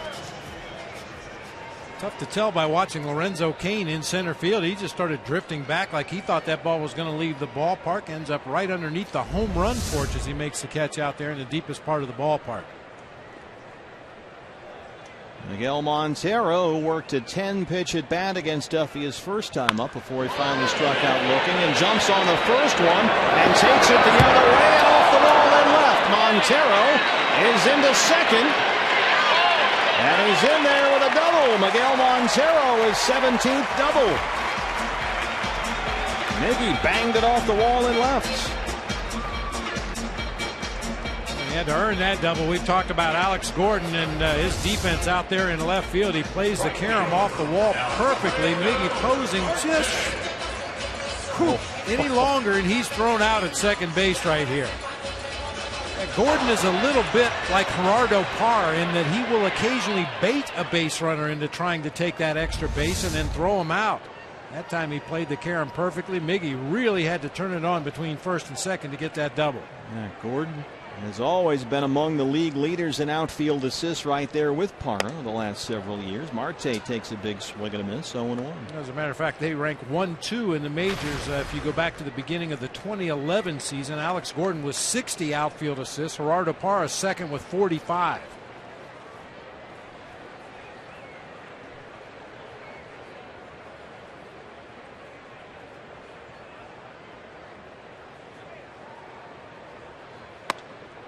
One and one.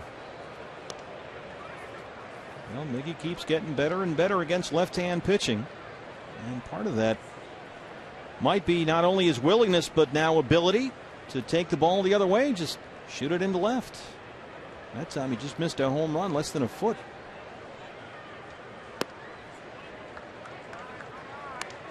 And now you've got Marte, who always gets a pretty good look at left-hand pitching, especially guys that throw those curveballs or sliders.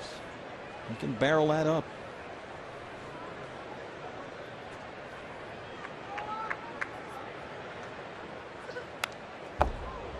But those are the swings that you see a little too often. Yeah, that was a very hittable pitch there. 83-mile-an-hour changeup up over the heart of the plate. You just don't want to miss those. That's the difference. Good hitters will crush that hanging changeup every time. They just don't miss that one. They don't foul it back. They don't put it in play weakly. They hit it hard somewhere. 2 balls, 2 strikes. Montero at second, 1 out.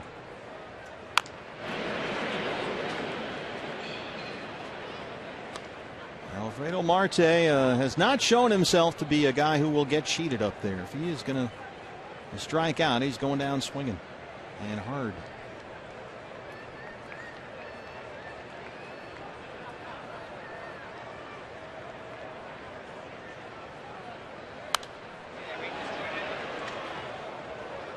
And the writer just lost a laptop.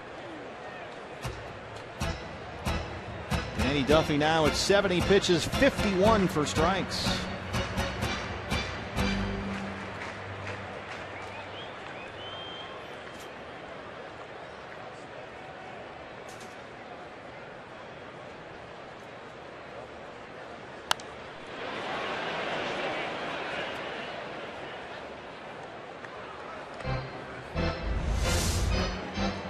Last foul ball into press row here.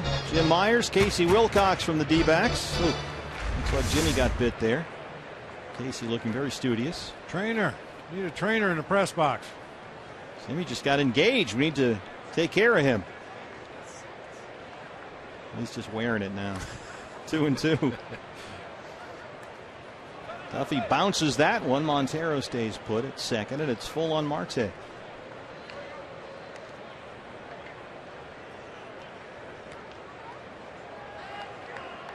I'm not mistaken, that's the first time in this game Duffy has thrown a pitch out of the slide step. And we've talked about this before, the slide step changeup.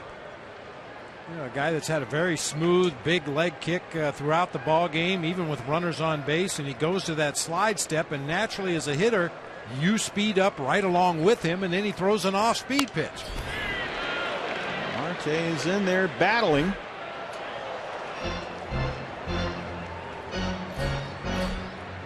I would think a young guy like Marte would be especially susceptible to that kind of thing. Guy who swings hard and fast anyway. Yep.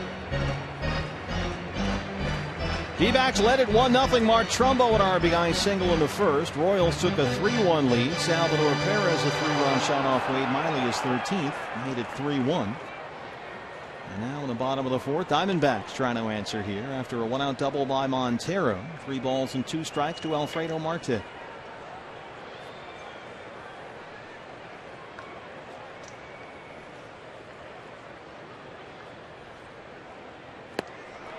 That big swing and a miss on an off-speed breaking ball from Danny Duffy, who has now got 5 strikeouts.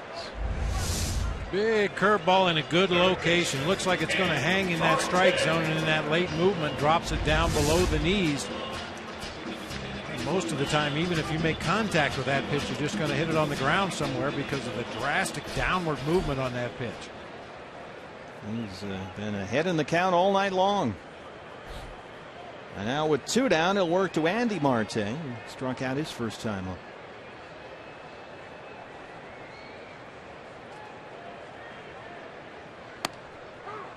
Danny Duffy able to appear in just 11 games total over the previous 2 seasons. He has been through a lot in his young career. Battled some anger issues, had a temper, once actually quit baseball, walked away.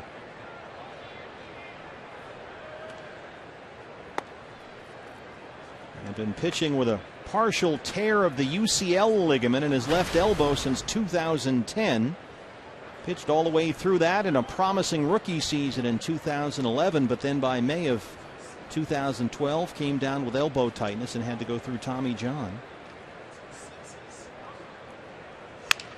He suffered the elbow injury in May of 2012, did not make another big league appearance until last August. And so was still a bit on the comeback trail when this year started. Began the season in the minors after a rough spring training, and once he got called up, pitched a month out of the bullpen for the Royals before he got his rotation spot back.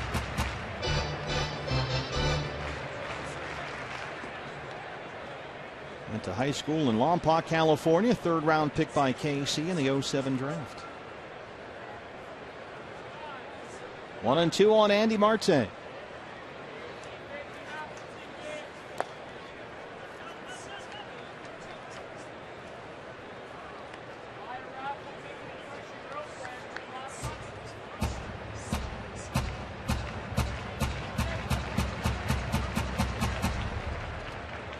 Miguel Montero, the runner at second after a 1-out double.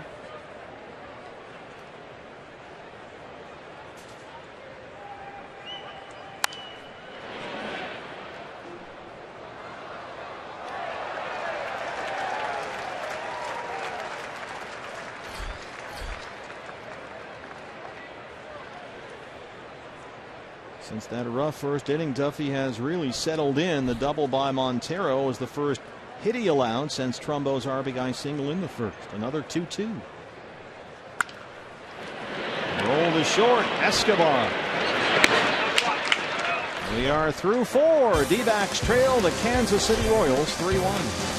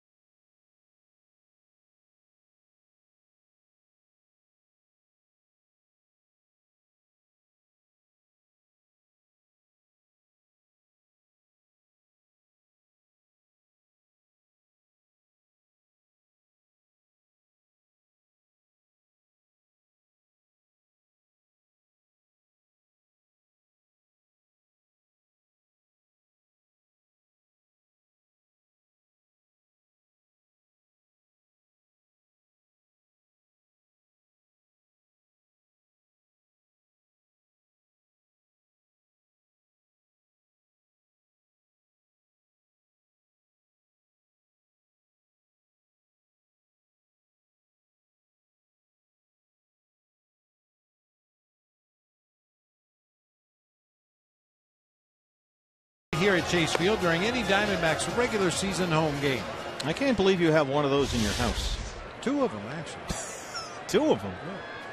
See, you know, I'm always trying to help out around here, you know, even if it's not my department. I think they need to put more of those pegs in the Kachinko game. Sometimes the game piece slides right down through the circular part way too fast. Take some of the drama out of it. Yeah, you need it to bounce around a little bit. Oh, whoa, whoa, whoa. Give you a little woodworking set. You can go out there. Yeah.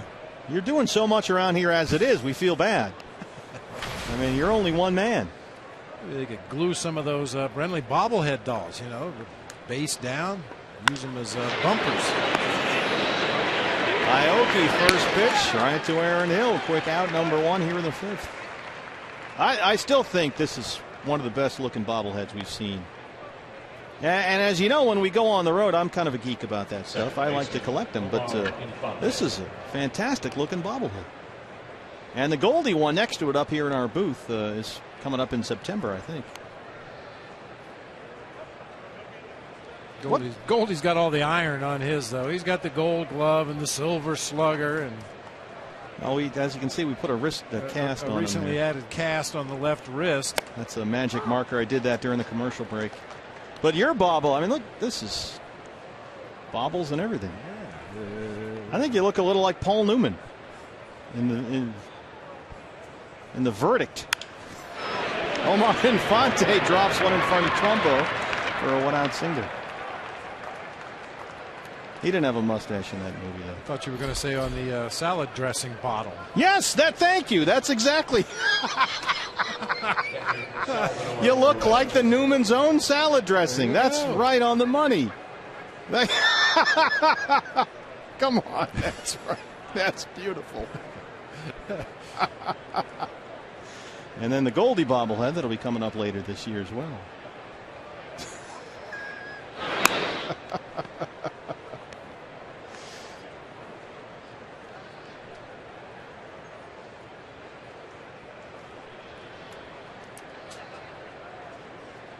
Salvador Perez, 3-run homers last time up. He's got 2 hits, a single and a homer. Make it 3 hits. Bangs that one into center. Gotta figure out a way to get this guy out. Funny, he came into this ball game just 3 for his last 27, but he's 3 for 3 tonight.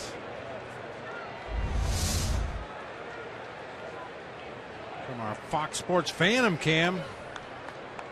Just a little bit out near the end of the bat, but that's a big, strong man right there. Salvador Perez put a charge on that ball, even though he mishit it out near the end of the bat just a little bit. So 2 on, 1 out for the Royals, and here's Country Breakfast. Billy Butler.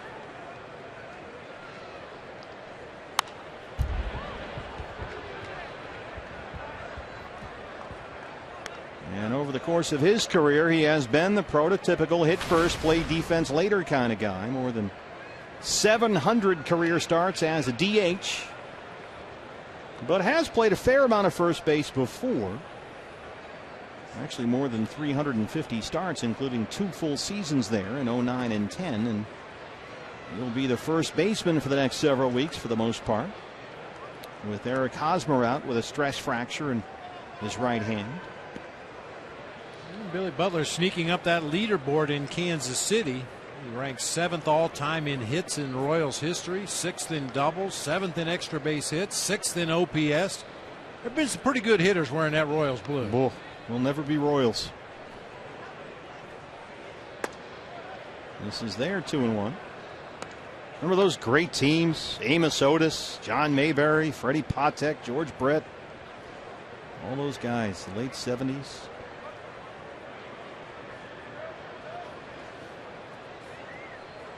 This might be Billy Butler's last year. He's in the final season of his contract, but wants to stay. There's a strike, 2-2. Got a 4-year, $30 million deal that is up this year. There is a $12.5 million club option for next season that they don't figure to pick up. That's a little bit expensive, but Butler says if they decline the option, that's fine with him. He gets it. He's happy to renegotiate a different kind of deal just to stay in Kansas City. Loves it there. That's all he's ever known. Remember Billy Butler 2 years ago, he had a big year. And there was that whole stink when Robbie Cano was the captain of the Home Run Derby team, or the All-Star game in Kansas City, and he did not pick Billy Butler. And Kansas City people, they were ticked. They did not like it.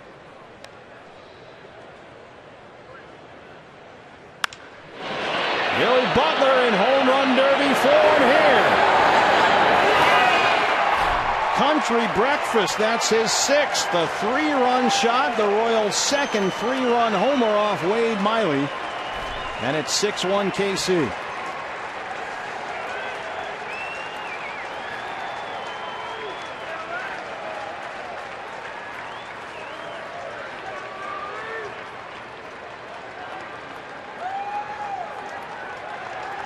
mentioned it earlier, the Royals with a lot of guys hitting in the 250s, 260s, 270s, and they need to bunch them together to score runs. Well, they've done that in the ball game tonight. Ooh, solid contact for Butler that time. Another hanging fastball up and out over the plate. Back in that third inning, the Royals parlayed a single, a walk, and a 3-run homer into 3 runs, and then in this inning a couple of base hits preceding that blast by Billy Butler. And now they'll deal with Alex Gordon. 2 seasons ago, Billy Butler was a 29 homer, 107 RBI guy, was an all-star. And he has not approached those numbers since. But you wouldn't know it by looking at that one. He's got 2 hits, including now his 6th home run.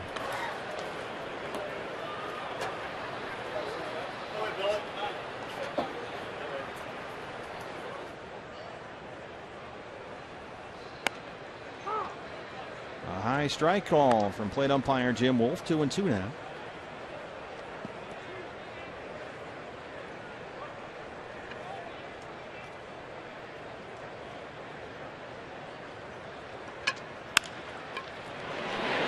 That's by Marte and into left. 4 straight hits for the Royals against Wade Miley.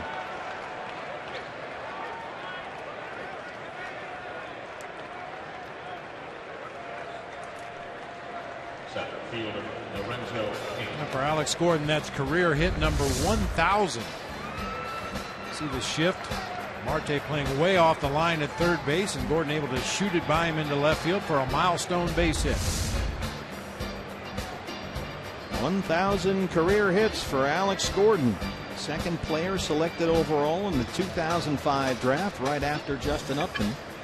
Mike Harkey out there on the mound, and we've seen Wade Miley before. Remember that game here at Chase Field where the Reds hit 4 home runs off him. Those were all solo shots, but so far a pair of 3-run homers. Ouch. Sanderson Ford bullpen gets busy. The right-hander Bo Schultz. Talk about that 05 draft, and we touched on it a little bit earlier. About some of the names that went in the first round that year. Justin Upton, Alex Gordon, Ryan Zimmerman, Ryan Braun, Troy Tulowitzki, Andrew McCutchen, Jay Bruce. Those might be the greatest draft in decades. Among the first 12 picks. Lorenzo Cain.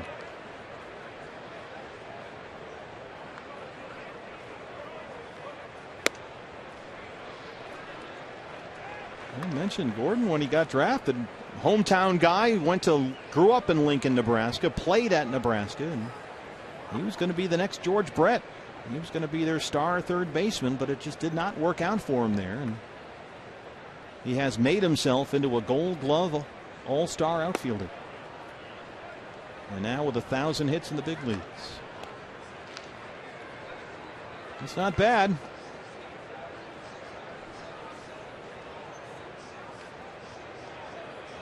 Oh, I forgot Jacoby Ellsbury. I only went 12 deep. Speaking of that, the Yankees got a home run from Martin Prado today off David Price, but the Tigers lead that one 4-3-12. Extra innings in the Bronx tonight. How about the Rangers today? They beat the White Sox 16-0 in Chicago. That was Chris Sale starting today for the White Sox too. That's big.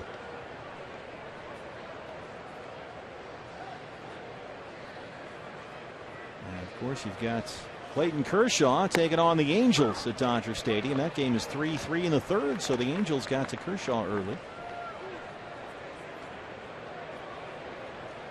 2 balls and 2 strikes to Lorenzo Cain. Singled and stole the bases last time up. 6-1 Royals, a pair of 3-run homers, Perez and Butler.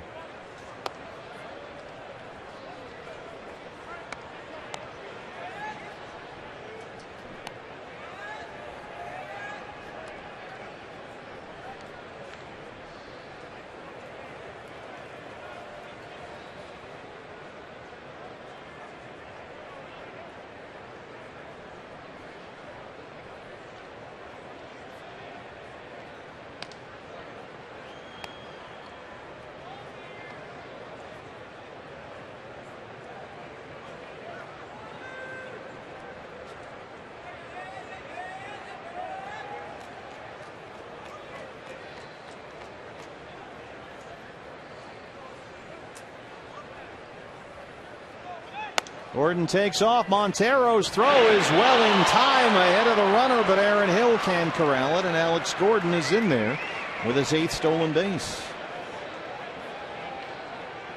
Throw had him beat. He was a dead duck going in.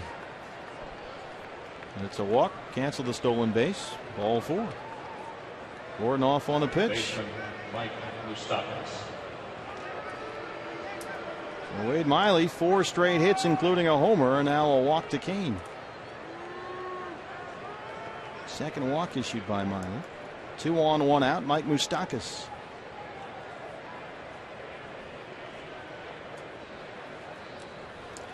You got Gordon on second and Kane at first. Moustakas 0 for 2. High in the air, right center. Inciarte and Marte will be the center fielder on that one. Gordon tags up and hits for 3rd. You mentioned that Texas White Sox game today. Chris Sale starting for the White Sox. It got so bad. Adam Dunn pitched for the White Sox. That was Adam Rosales with a base hit into left center field. Former D-back Adam Eaton out there to corral it and throw it back into the infield. The big donkey, Adam Dunn, toeing the slab. Ooh. Is there any slab left? It got pushed down into the mound several inches. Alcides Escobar singled and scored in the 30s, 1 for 2.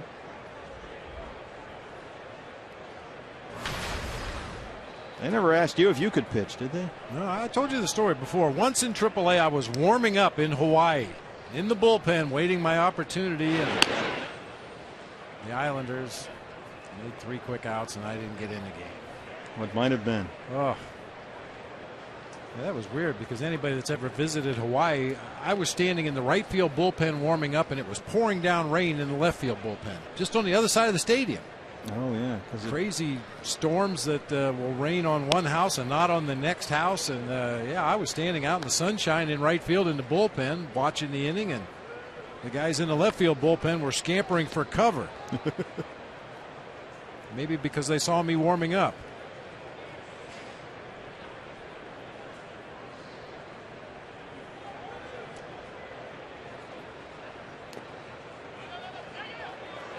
Go down to first. And Lorenzo Cain is going to get himself run out here if the Diamondbacks can execute that. They don't, and Gordon scores from 3rd. They had Lorenzo Cain absolutely dead, caught leaning off first base, but they cannot get the out, and Gordon sneaks in with the 7th run. That should have ended the inning.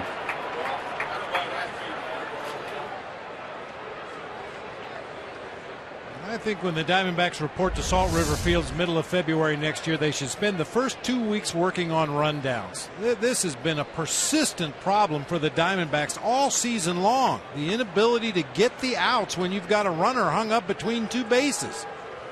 Good call by Tony Randazzo there. You can see Aaron Hill never did get a glove on Cain. In the meantime, behind them, Gordon scores easily from 3rd. And it's 7-1. And now with the pitcher's spot on deck and a 2-0 count to Escobar, they'll put him on. First base open and work to Danny Duffy.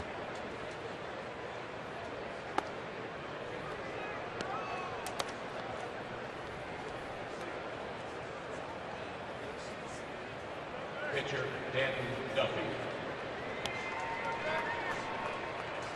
3rd walk by Miley, who's now at 95 pitches, 58 for strikes.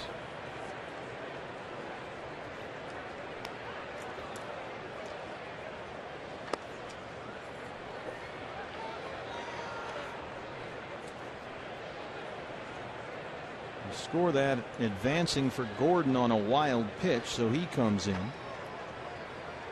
And Cain's at second, and now Escobar at first.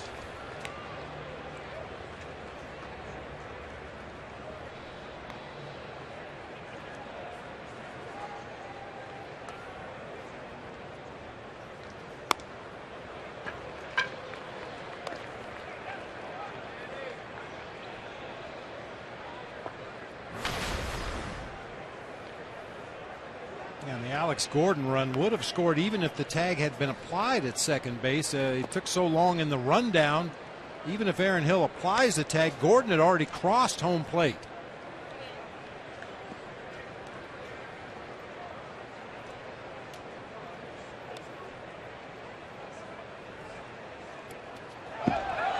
Wild swing by Duffy. It gets behind Montero, and they're not going to get him. And Kane is in at third.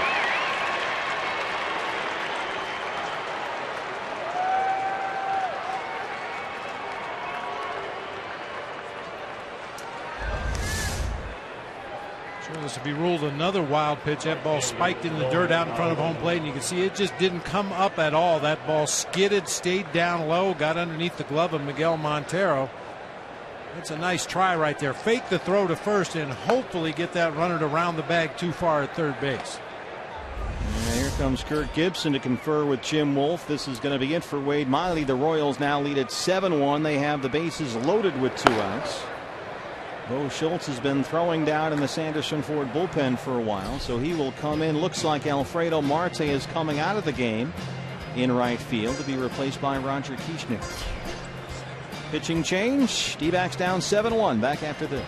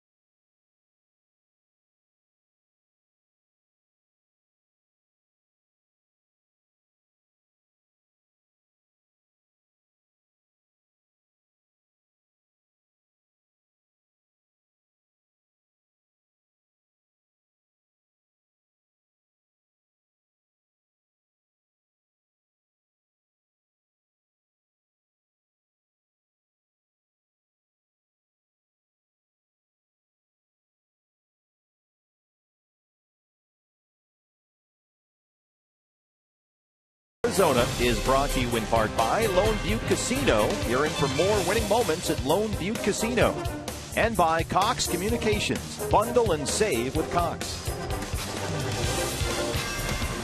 Back at Chase Field, Royals have batted around in the 5th, and they have chased Wade Miley, who leaves the bases loaded in 2 outs, down 7-1. And the new pitcher is the right-hander Bo Schultz. A double switch here for Kirk Gibson. Roger Kieschnick replaces Alfredo Marte in right field. So Kieschnick will bat 9th. Pitcher spot is now 7th in the Diamondback order. And Bo Schultz will work to Norichka Aoki with the bases full of Royals. Aoki grounded out to second on the first pitch to lead off this inning. He's got Kane, the runner, at third, Escobar at second, and Duffy, the pitcher, is at first. Aoki slams the first pitch to right. That's a grand slam. Norichka Aoki, his first home run this season, and it's 11-1 Kansas City.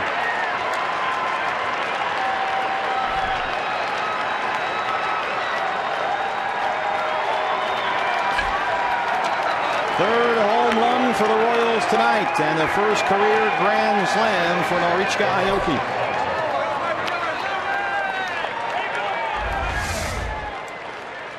We talked about Aoki's setup and the way he hits that ball. Middle in is where he's at his most dangerous, kind of in the middle of his bailout, and he caught that fastball from the middle of the plate in and hit a line drive just over the fence in right field. It's become an 8-run Royals fifth, and they are still batting. Here's Omar Infante, who singled and scored earlier in this inning. He's 1 for 3.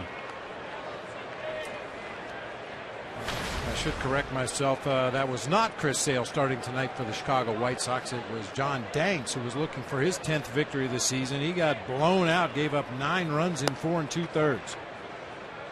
No, they're both lefties. Yeah, both lefties. It was a mistake.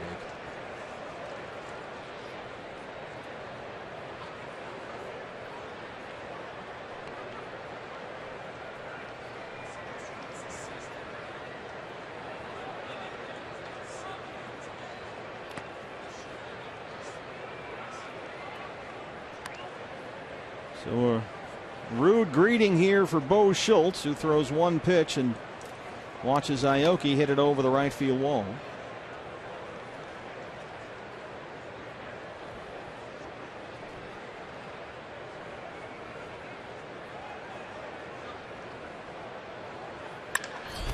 Infante sends this out to center. Inciarte's there. And that's the inning, but it's an 8-run Kansas City fifth, and they lead it 11-1.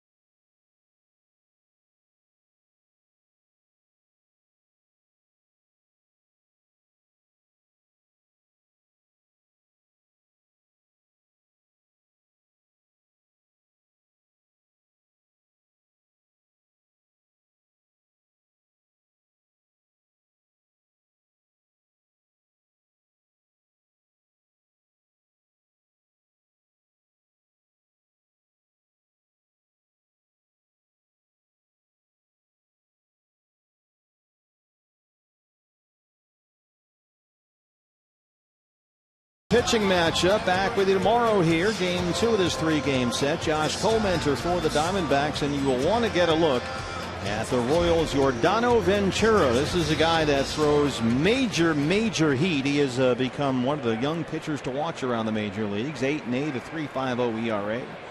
Yordano Ventura, 100-mile-an-hour guy. He'll be out there tomorrow against Josh Comenter. Have it for you right here on Fox Sports Arizona. 11-1 Royals, 8 runs in the 5th for Kansas City, the most runs they've scored in one inning this year. And Nick Ahmed will lead off the home half against Danny Duffy. And we just talked about Danny Duffy earlier in the ball game, not getting any run support. In his last 8 starts, the Royals had scored a total of 15 runs, but they've got 11 here tonight in 5 innings. Ahmed pops it up. Infante has it for the first out. 10 earned runs allowed by Wade Miley tonight. That's a career high. Right field, A team that was dead last in Major League Baseball in home runs coming into play tonight with 3 already in this game. This speaks to the lack of command Wade Miley had tonight. Made a lot of mistakes in the middle of the plate. 2 3-run homers and a grand slam. Roger Kieschnick came into the game in the top half of this inning after the double switch, replacing Alfredo Marte. in right field. Kieschnick batting ninth. Pitcher spot now seventh in the D-backs order.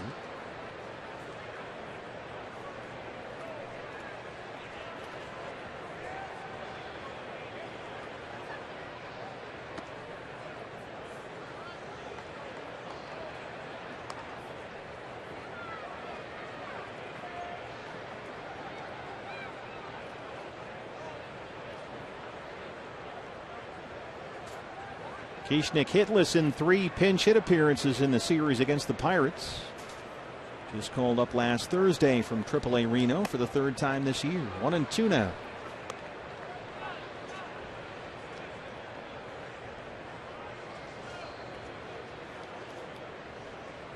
Kansas City trying to keep pace with the Tigers in the AL Central. They began the ball game 4.5 games back of Detroit in that division, and the Tigers just won at Yankee Stadium 4-3. There's the American League Central. Ned Yost's team in second place, just ahead of the Cleveland Indians. Kieschnick strikes out. 6th strikeout for Danny Duffy. 2 down in the 5th. Center field. Rushed a fastball by Kieschnick up in the zone. Tough duty for a left-handed hitter when you're facing a guy that can bump it up there in the mid-90s. He likes to throw that high 4-seam fastball, then drops a big sweeping breaking ball. He's got a changeup that he usually only uses against righties, but very tough to protect against the fastball and the curveball if you're a left-handed hitter. Ender Inciarte 0 for 2. Ender had a terrific at bat last time up against Duffy and barreled one up to center field, but hit it right at Lorenzo Cain.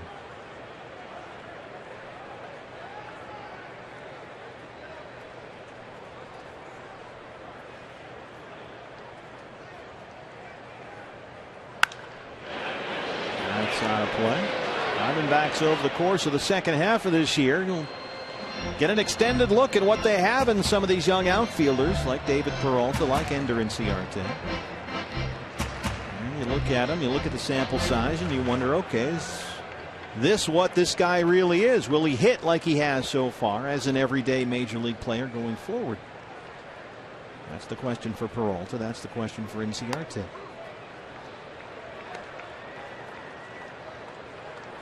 Jim Wolf ring up Inciarte back there on strike 2. It's tough enough to hit in this league without getting rung up on the second strike. This was Jim Wolf with a 1-1 count. Watch the plate umpire. And that's 1 strike, and that's 2. Nobody noticed. Nope. Yep. Nicely done. I think he might be afraid to call a strike now. 2-2. Jim Wolf. I think look, I hurt my arm doing that. He's still smiling back there. Brother of pitcher Randy Wolf, who was with the Diamondbacks organization earlier this year. This is there, and it's full, 3-2. David Peralta, a sponge. He knows who to sit next to and who to talk hitting with.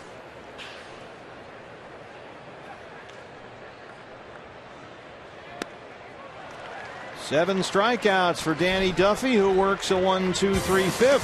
And after 5, the Diamondbacks trail at 11-1.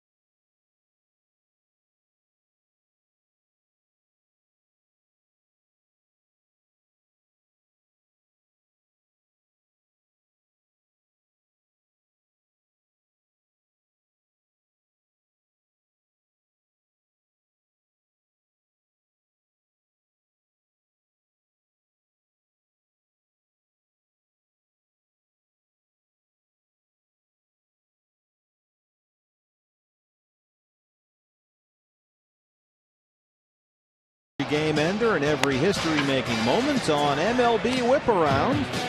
Comes your way weeknights at 7 p.m. Pacific Time on Fox Sports 1 and streaming live on Fox Sports Go. We go to the 6th inning. Diamondbacks trail the Royals 11-1. Kansas City has hit 3 home runs, two 3-run shots, and a grand slam. And this is the guy that started it off for Kansas City, a 3-run homer in the 3rd, Salvador Perez, who is 3 for 3 tonight.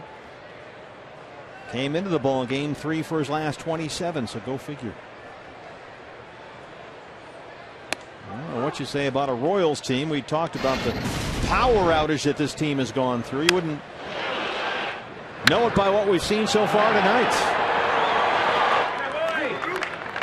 There's Perez in the 3rd.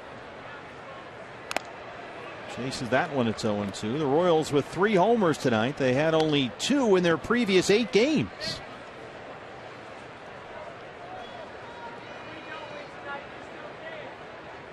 Billy Butler homered in the 5th.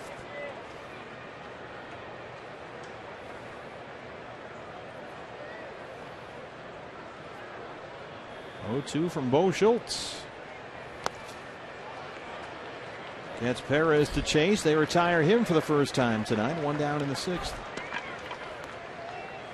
I mentioned Wade Miley made some mistakes, left him up over the heart of the plate where these Royals hitters could get some pretty good swings at him. And even for a team that doesn't hit a lot of home runs, when you make mistakes in that home run territory, he's playing with fire. Belt high, up and out over the plate. Middle of the plate, belt high. Pretty much middle mid-thighs to Aoki, a guy that doesn't even usually hit home runs. That was his first of the year, a grand slam. There's a strike to Billy Butler, who's 2 for 3. I mean, some days you can get away with mistakes. We see it happen on a nightly basis. Pitchers will throw an 88-mile-an-hour fastball right down the heart of the plate, and guys will pop it up or bang it into the ground or swing and miss, foul it off. But you just can't live in the middle of that strike zone. You can't make many mistakes against big league hitters, or they will catch up to it eventually.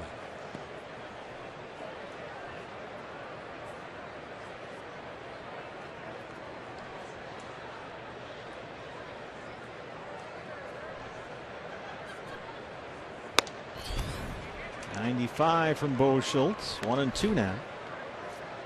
This is a guy that throws hard. Bo had a rough time of things in that second game against the Pirates. That was Friday when the Diamondbacks lost 9-4. Bo worked 2/3 of an inning, gave up 5 runs on 6 hits, and kind of had to stay out there and take one for the team for a while. The bullpen kind of overworked.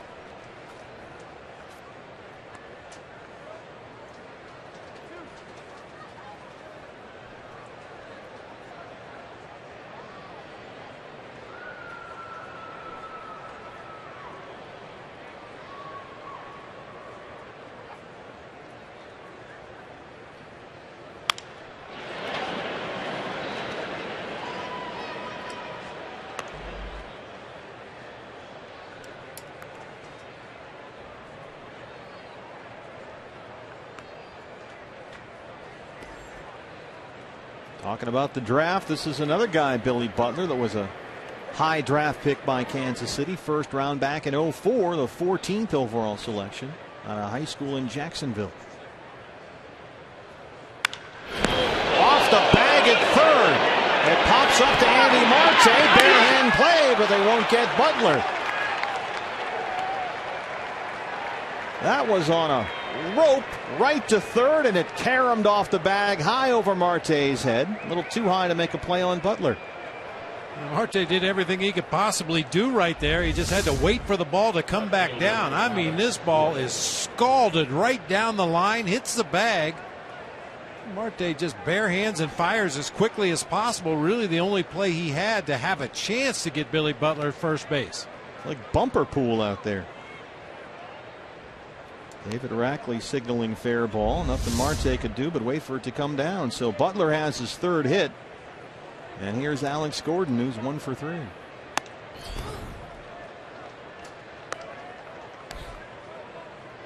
Saved 90 feet. You would assume Billy Butler would have ended up at second base had that ball hit the bag and continued on down into the left field corner. As it is a double play still in order. Hit speed 103 miles per hour off of Butler's bat. Gordon along the right field line. Foul ball. Foul ball. If you ever wondered about third base and how much guts it takes to play down there with a big right-hand hitter like Butler up there, it's coming at you at 102, 103 sometimes.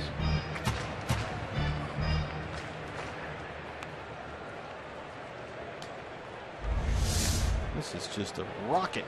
Bang. I mean, I've seen a lot of balls hit the bases either first or third. I've never seen one bounce that high in the air after hitting the bag. Of course, 103 miles an hour, I guess it'll do that. Well, oftentimes it'll hit on a bounce or something. That, I don't want to say on the fly because that was just a missile just hovering over the ground, but you know, it rolls up the line and caroms off the bag. That's one thing, but not a rocket like that one. A ball and 2 strikes on Alex Gordon. Billy Butler at first. Let's take a listen. What does it sound like 100 miles an hour plus right off the bag?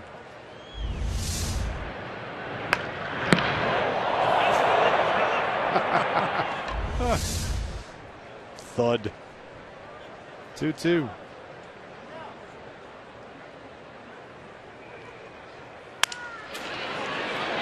One bounce to Hill. Ahmed. Pacheco, they roll the double play. And the Diamondbacks are out of the inning. We'll go to the home half of the 6th. They trail at 11-1.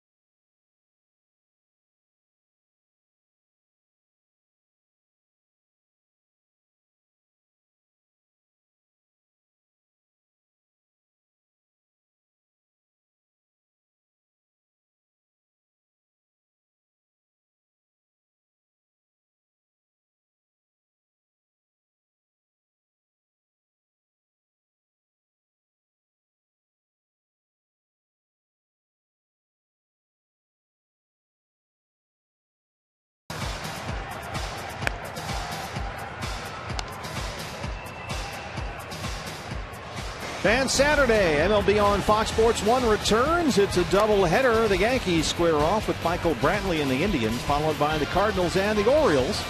Coverage begins Saturday, 9:30 a.m. Pacific, only on Fox Sports 1 and streaming live on Fox Sports Go.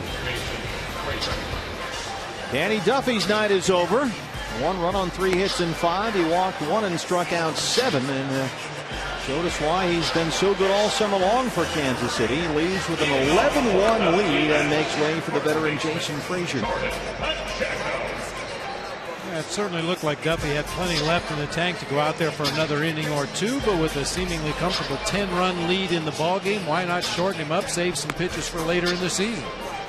Jason Frazier, 11 years in the big leagues, longtime Toronto Blue Jay, acquired by the Royals in a trade in the middle of July.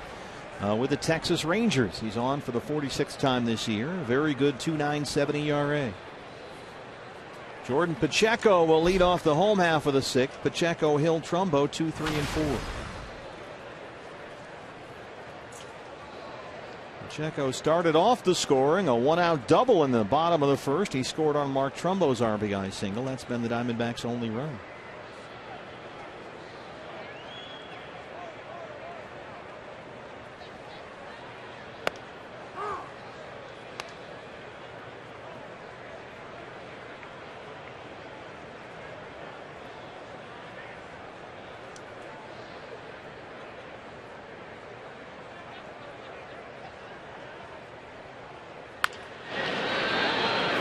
Bouncer to short. Alcides Escobar throws him out.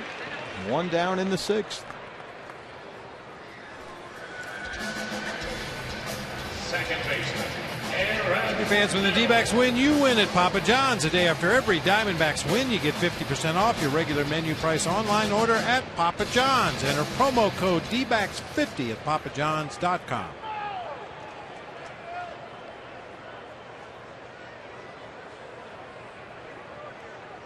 Aaron Hill 0 for 2.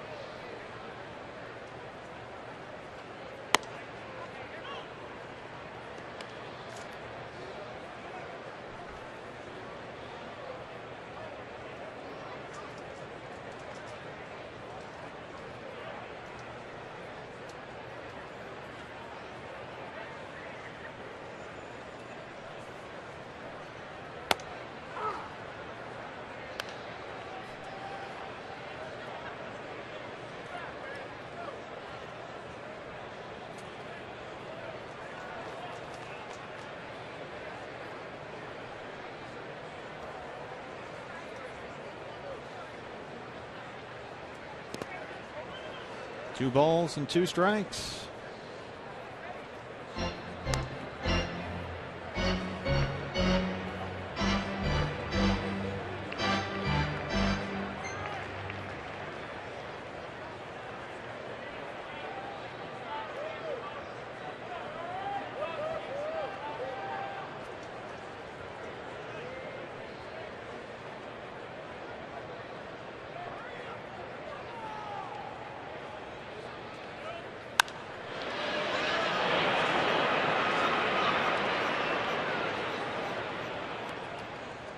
Two and two.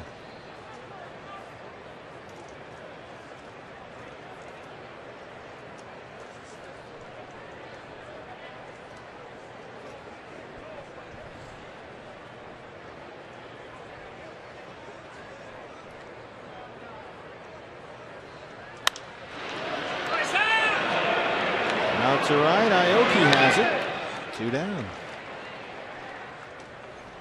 Brings up Mark Trumbo. Mark had an RBI single his first time up. He's 1 for 2. Drove in the game's first run.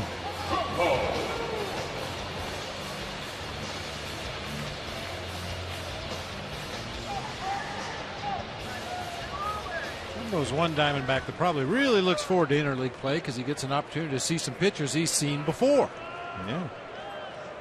Coming over from the American League. Not a big history against Jason Frazier. Only 2 at-bats. He did have a base hit. Also drew a walk.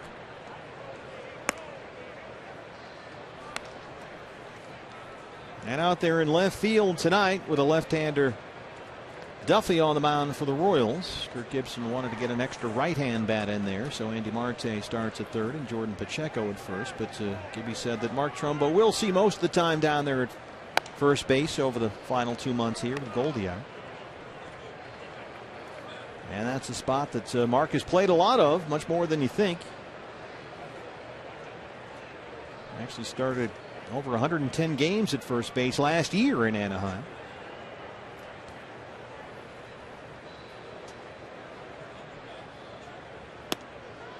Swings through the 2-0 there. 2 balls and a strike.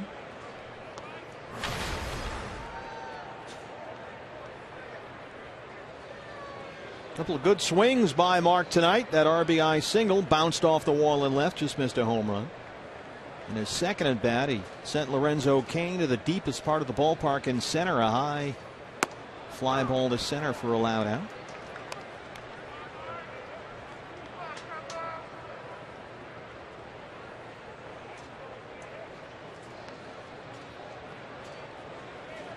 And they still continue to play Mark to hit the ball to the opposite field. Lorenzo Cain out there in center field, shaded several steps over toward the gap in right center. Aoki out there in right field, shading a little bit toward the line. As a matter of fact, shading quite a bit toward the line in right field. You can see the burn spot where the grass is a little bit lighter out there in right field. That is the normal straight up position for a right fielder. And you can see Aoki playing several steps closer to the line. Looks like my backyard.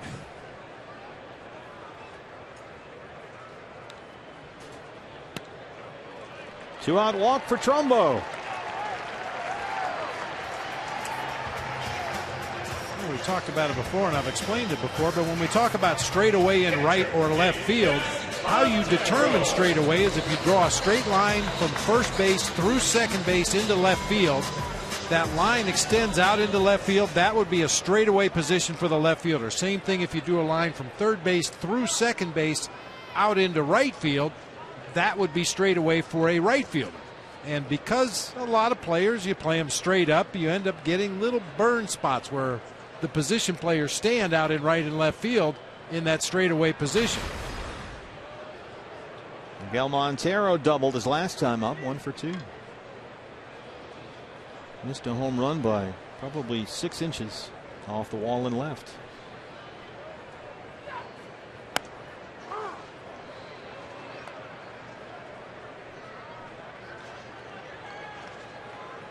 And the shift is on for the Royals against Miguel Montero. A whole lot of room on that left-hand side.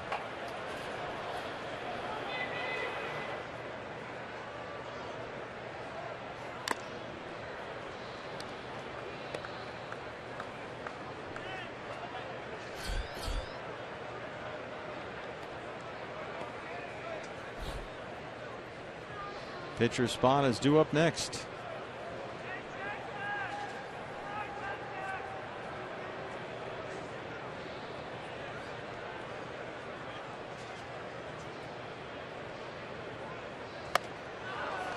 Miggy chases that one, and that's the final out of the 6th. Diamondbacks strand 1. They trail at 11-1.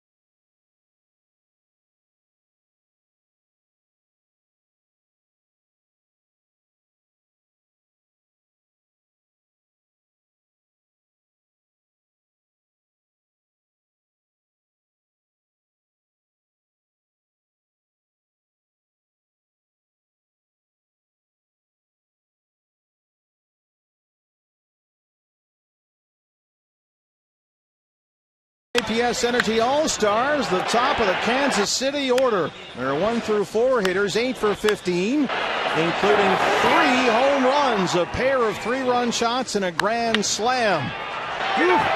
Team that's been starving for offense all season long is feasting at the buffet tonight. This has got to feel like a month's worth of runs for Ned Yost. Salvador Perez, a 3-run homer. Billy Butler, a 3-run homer. Norichika Aoki, his first home run all year was a grand slam. As the Royals got 3 in the 3rd, 8 in the 5th to take an 11-1 lead. And now out there for the 7th inning once again is Bo Schultz. He'll work to Lorenzo Cain, Mike Moustakas, and Alcides Escobar. The 6, 7, and 8 in the Kansas City 7th.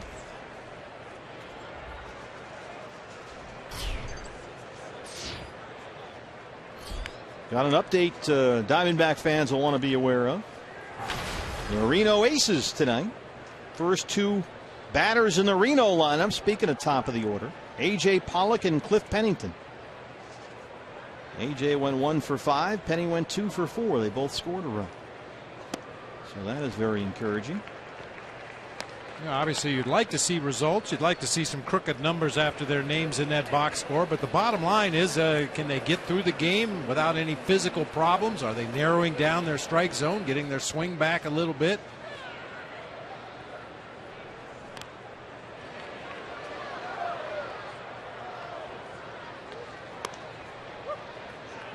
He just swung at a pitch that left the field of play.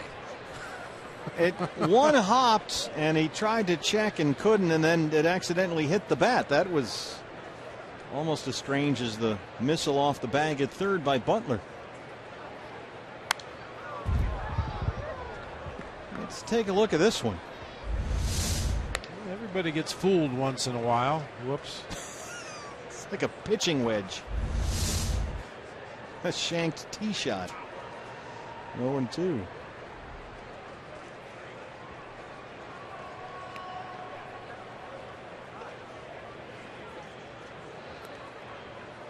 Bo Schultz is bouncing him up there. 1-2 now.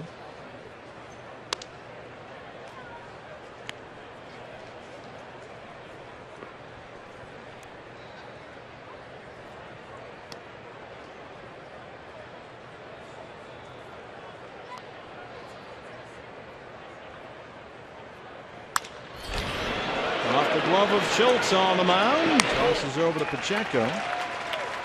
One away in the 7th. Hey fans, MLB.TV Premium, the #1 live streaming sports service, is celebrating 12 years, and you can join the millions of subscribers. Watch every out-of-market game live in true HD, and you can do it on over 400 devices. Hey, there's Joe, our friend with the hot dog. Visit dbacks.com for details. Joe regrets that he is now known everywhere as the hot dog guy. The hot dog dude. That happens. Mike Moustakas. He tore apart a D-bat dog very early in the year. Looks to have recovered. Phone's going to start blowing up any minute now. Moustakas 0 for 3. Hammers that one foul. A little too hot for Dave Abdu down there, and Dave's got to run all the way down to the bullpen to fetch that one. Good choice, Dave. Wait till it ricochets back on the field of play. That one was hot coming in there. The screamer. That was like the old Bugs Bunny cartoon where he hits a screaming line drive, and the ball has a little mouth and it's screaming. 1-1. There's another one. Only this is a base hit for Moustakas into right, his first of the night.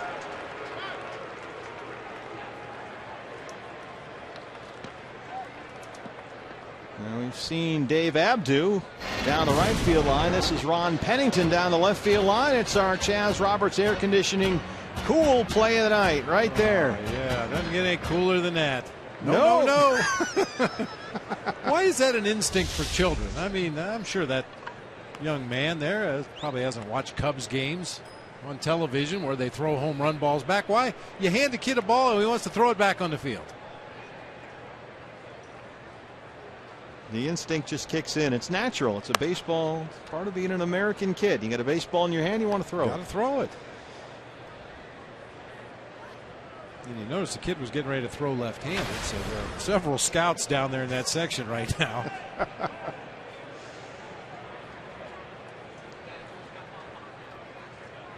Send Mike Bell down there. Popped up, shallow right center. Who wants it? Inciarte calls off Aaron Hill. 2 down. One more look.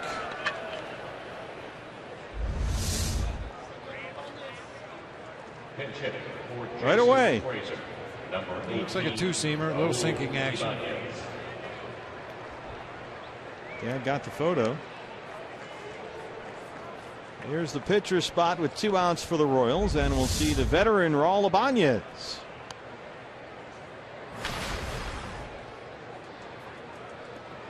A homer in his previous game. That was Friday in Oakland. Hasn't played since. He's hit in 4 straight. There's a strike, 0-1. Ibanez, with that homer Friday in Oakland, became the oldest Royals player ever to homer. He turned 42 in June. Started this year with the Angels and is now a Royal. And once again, the Diamondbacks put on the overshift. This was Friday in Oakland. Raul Ibanez.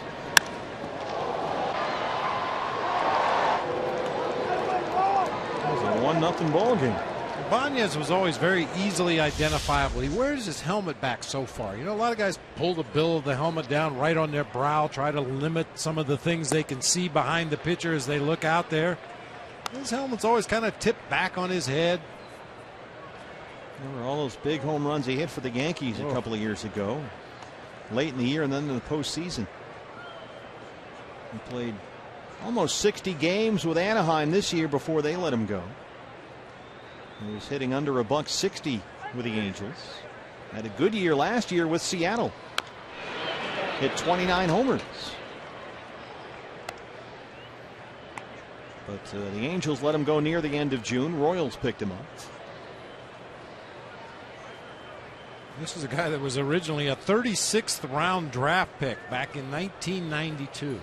Did they have a draft back then? Well, yeah. You had to send a carrier pigeon with your pick. It took a lot longer. Send your Ravens.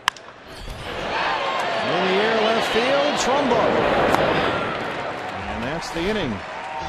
Well, CenturyLink, your link to what's next. Guess who's back in the booth? It's Brandon Webb in the hot seat for the fan photo. We'll talk about what happened with Wade Miley with Brandon Webb. He joins us next.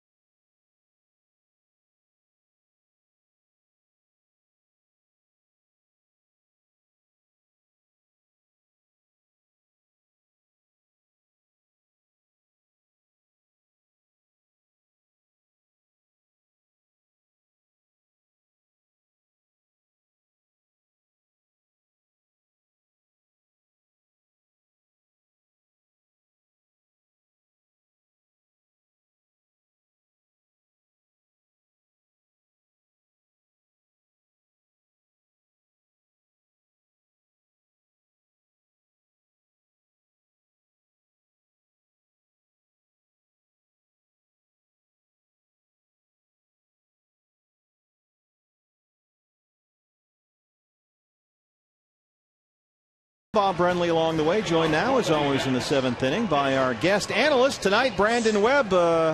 What happened? Wow, home runs. Well, thanks for stopping by. Yeah. Basically, yeah. I mean, that's how they scored their runs. It was, kind of like how Miley was, May and June. He was getting beat up by the home run, and today, he was pitching great in July. Excellent. Yeah. It was good to see, and then he gets bit by the homer bug again, but. Well, new pitcher for the Royals, the left-hander Francisco Bueno. He has not pitched in 9 days. It's been a while. His 18th appearance of the year, and this is the pitcher's spot. So in an 11-1 game in the bottom of the 7th, I guess no sense BB in sending a pinch hitter up there. So Bo Schultz will take the at-bat. Yeah, you just want to get some length out of Bo Schultz at this point. You don't want to exhaust your bullpen in game 1 of a series, and Bo Schultz is just going to have to take one for the team here on the mound tonight. So in doing so, he gets an at bat. Webby, how do you explain Wade Miley giving up 22 home runs on the season, 17 of them at home? That's remarkable. Yeah, I don't know. I mean, this is obviously a hitter's part, but it's not like it's Coors Field. I don't know. And other than the home runs tonight, he pitched pretty good. There was a lot of guys on, but I think he pitched out some stuff. High fly ball, right field, Aoki. Let's get to the business at hand here. Enough with the chit-chat. It's time for the AT&T fan photo. Let's get right to it. This is the selection from Brandon Webb tonight, hanging by a thread here with the Brenly committee. And you went with Bennett.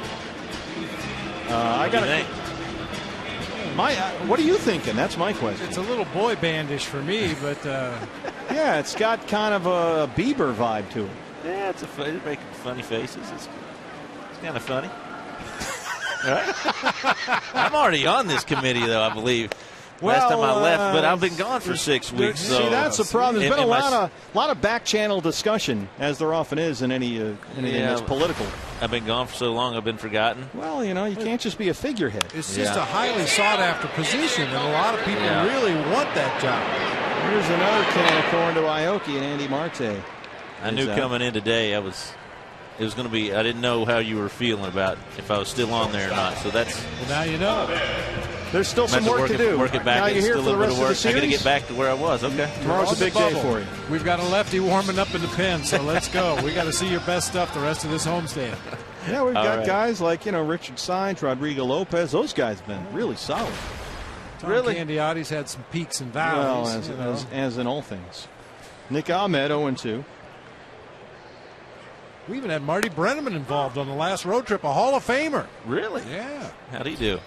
He's better than you. He screwed up. Actually, he screwed up the Twitter handle. So don't feel so bad. We had to do a make good on that one. We had to do a do-over. Had a mulligan the next day. It happens. A lot of paperwork involved in this. Yeah. So what have you been doing, Webby? We haven't seen you for a while. Yeah, I went to Kentucky for 3 weeks or so, and trekked the old motor home back and forth from there. 3 dogs and a mother-in-law, wife, 3 kids. The mother-in-law in the motor home from here to Kentucky. Yeah, wow. Should be excited about it. Mustakas can't quite get that one. Throws it away, and Ahmed's aboard, but will have to stay put at first. Yeah, we just got back from San Diego. A little beach time before school starts tomorrow. What a life. Yeah. Not bad. Nice. See how they score that on Mustakas at third. E5. Trouble finding the handle, hit him up in the heel of the glove. Goes after with the bare hand, then unleashes a wild one across the diamond. Just tips off the glove of Billy Butler over there at first base. So while you're rolling around in the motorhome with a mother-in-law and everything, what did you think of all the trade deadline stuff? Yeah, they kind of went crazy. A lot of stuff going on. You know what? That's the game, though. At this point in the season, when things aren't going right, you try to turn it over and look ahead. You know, one thing that was kind of amazing this year was a lot of big leaguers for big leaguers traded. Normally it'd be a big league guy that you're trying to unload some salary for a bunch of prospects. Exactly. But yeah. It looked like teams were looking for major league ready talent in return. Well, the guys that are the teams that are in it, the Tigers are doing a lot of that, bringing over the big name guys and trying to solidify their rosters for the playoffs. David Price, not a bad deadline acquisition if he can pull that off. Yeah, he pitched well tonight. Prado homered for the Yankees, and I think Gerardo Parra homered for Milwaukee as well. I saw a note on that earlier, yeah. 1-1 to Roger Kieschnick. Royals have the overshift on the right-hand side. 2-1. Now this has to be from minor league scouting, because there's no way the Royals have gathered enough information on Roger Kieschnick at the big league level to know to play an exaggerated pull shift like this. So this possibly gets back to some of your minor league affiliates, AA, AAA, filing reports on Roger Kieschnick and then putting those into play here tonight.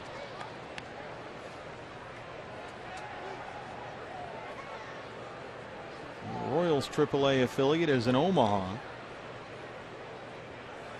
I don't think they see a whole lot of Reno. Somebody did some work. Maybe they're just guessing. Well, he's left-handed. Just put everybody over there. He looks like a pull hitter. He's a left-hander. In there, called strike 3. Jim Wolf rings him up. Well, Webby, I don't know. Try and do better tomorrow. Yeah, we'll do it. We'll see you. Thanks. All right, we'll see you later.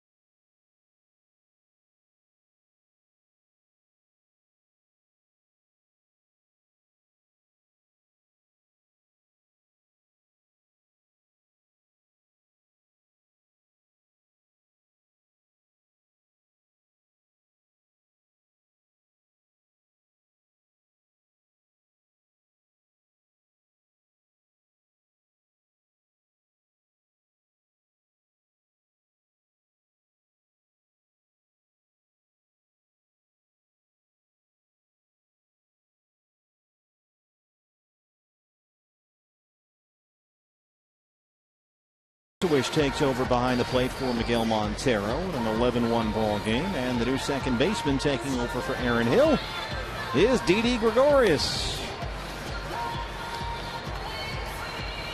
And Bo Schultz back out there for another inning of work. Now at second base, number 1, Didi Gregorius. Let's take a look now at our top tier player of the game, brought to you by Arco, as Norichi Kaioki is set to lead off the 8th inning. His first homer of the year, a grand slam. First pitch that Bo Schultz threw tonight, and the third home run hit by the Royals. Perez a 3-run shot, Butler a 3-run shot, Aoki a grand slam. They scored 8 in the 5th and lead it 11-1.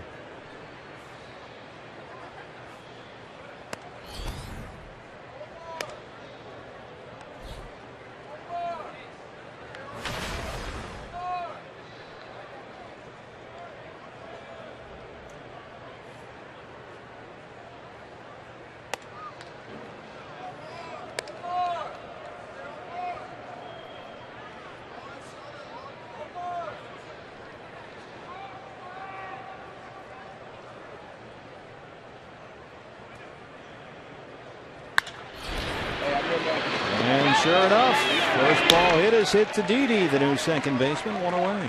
And ball will find the new guy. Didi just in to play defense at second base, gets the first ball of the inning hit to him, and he's up to the task. Second baseman, Omar Infante. One away, here's Omar Infante, 1 for 4, singled and scored in the 5th.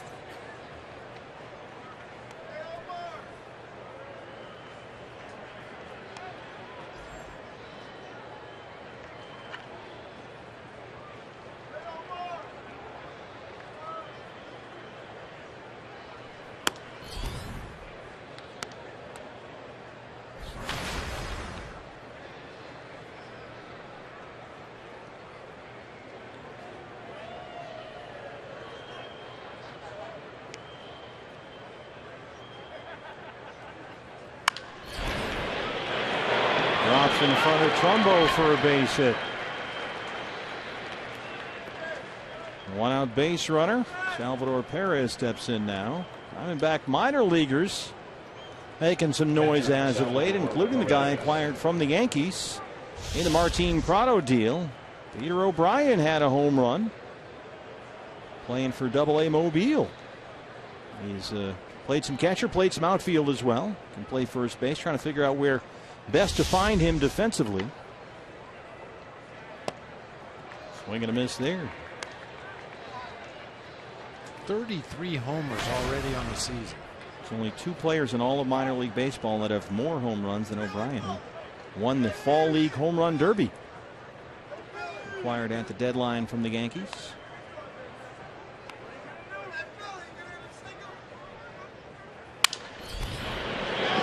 Marte, Gregorius, Pacheco. They roll the double play. That ends the inning. Home half of the 8th coming up. Diamondbacks trail with 11-1.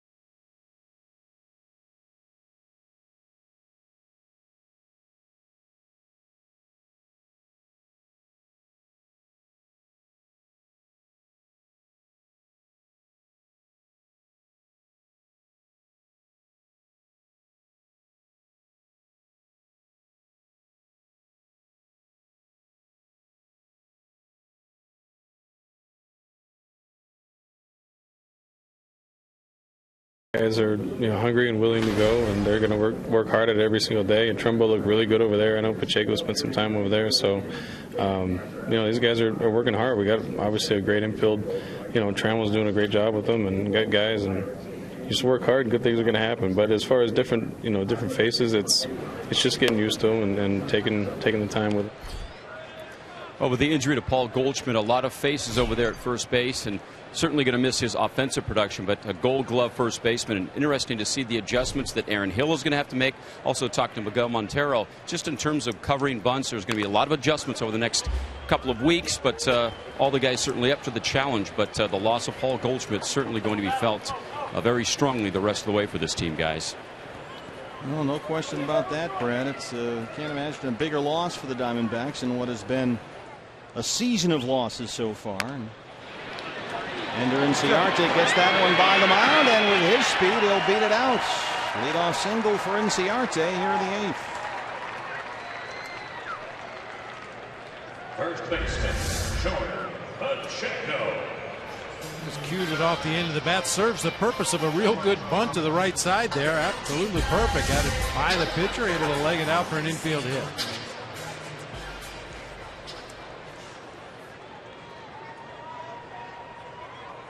Jordan Pacheco now. Pacheco 1 for 3, doubled and scored his first time up tonight.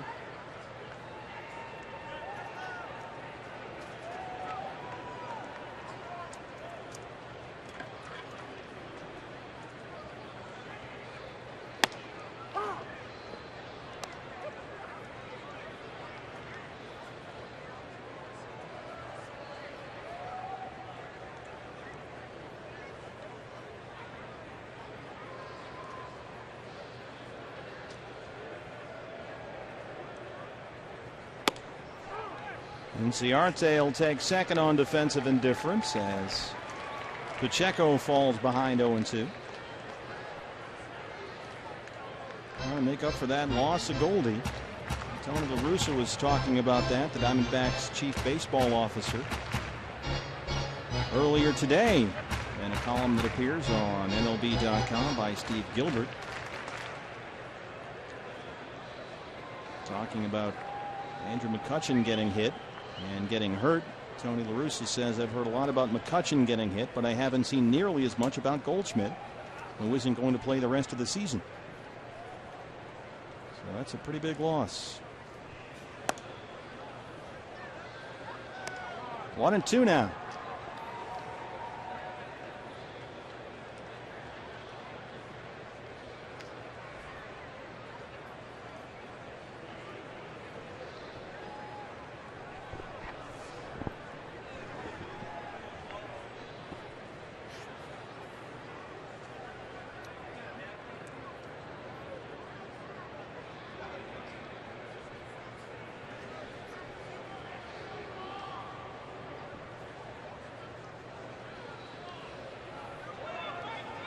Some issues with the signs here between Bueno and his catcher Perez.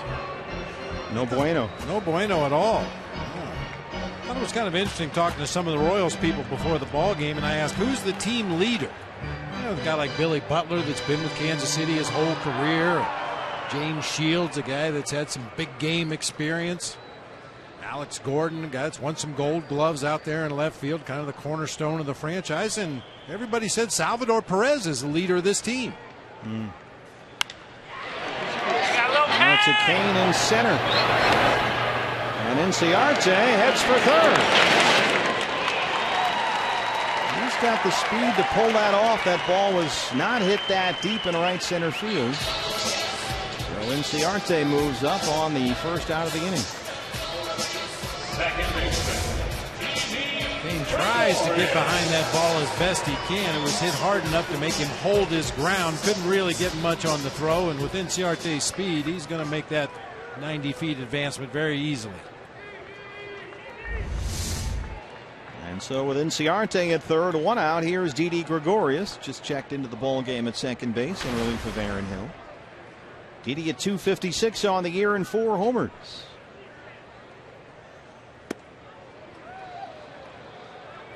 Didi has hit safely in 5 straight games and 7 of his last 8, batting almost .370 over that stretch, as the bat continues to improve and impress.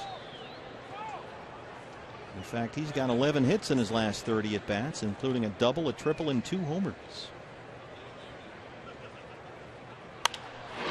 Bounces that one up the first base line. Inciarte will score. Butler takes it himself, and it's 11-2.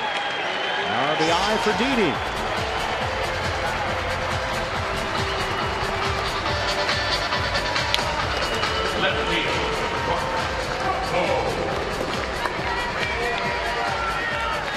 Brings up Mark Trumbo. Sorry, Bob has an RBI single and a walk. I was just going to say for Didi, that'll go as an RBI ground out in the books, but another good at bat against a left-handed pitcher. He's been hanging in there well against the lefties. That new adjusted stance, hitting a little bit more out of a crouch.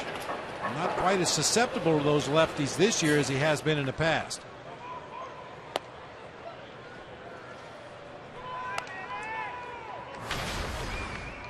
I think that's a sign too of the way that he has progressed and showed that he's made adjustments. He's learned at this level. He's clearly a different player than he was last year.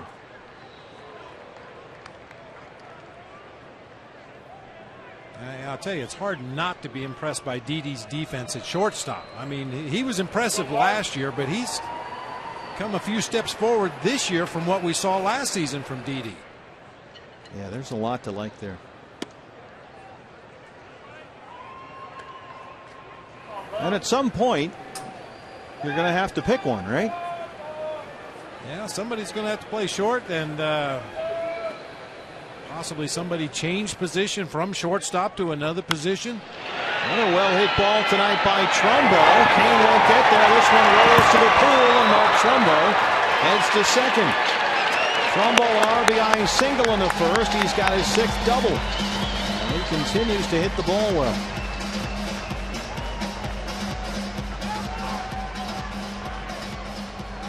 Catcher, Duffy, go. It's been a long road back for Mark Trumbo, but we're starting to see some signs of the guy the Diamondbacks expected when they traded for him this offseason. That power stroke. His RBI single hit about a foot from the top of the fence in left. He flied out to the deepest part of the ballpark earlier in the ball game, and now a double to the gap in right center. He had 22 strikeouts and 66 at bats since his return from the DL coming into the ball game tonight, but he's hit the ball hard 3 times and also drawn a walk. And now here's Tuffy.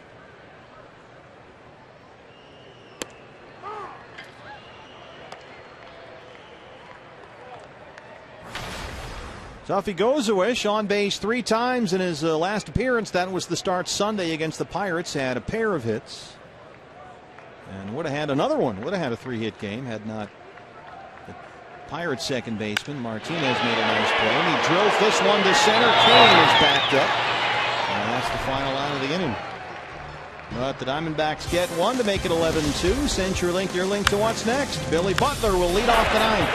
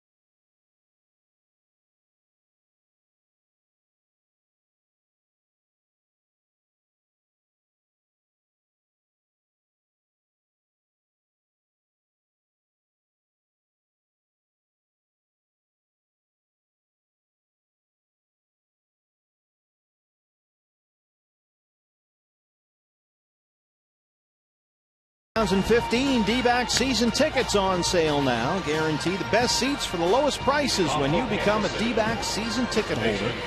You'll enjoy unique benefits, access to exclusive special events, flexible 12-month payment plans, and a whole lot more. So buy or renew right now online at dbacks.com/tickets, and we'll see you here in 2015. Bo Schultz back out there for the 9th inning. Billy Butler, Alex Gordon, and Lorenzo Cain, 4, 5, and 6 scheduled for Kansas City. Diamondbacks led it 1-0. Mark Trumbo an RBI single in the first. Orioles took a 3-1 lead in the third. Salvador Perez a 3-run homer. And then an 8-run fifth that included a Billy Butler 3-run shot and a Norichika Aoki grand slam. A rough night for Wade Miley, who gave up a career-high 10 earned runs. Butler has 3 hits, including his home run.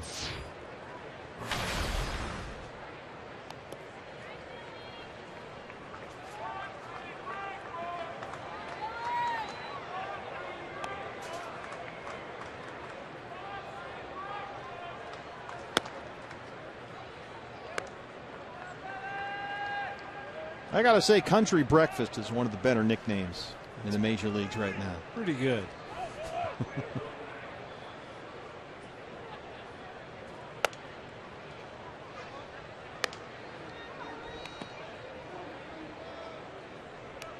Surprised he doesn't have an endorsement deal with Denny's. You know, so I'm sure somewhere on that menu they have a Country Breakfast. Seems like a natural.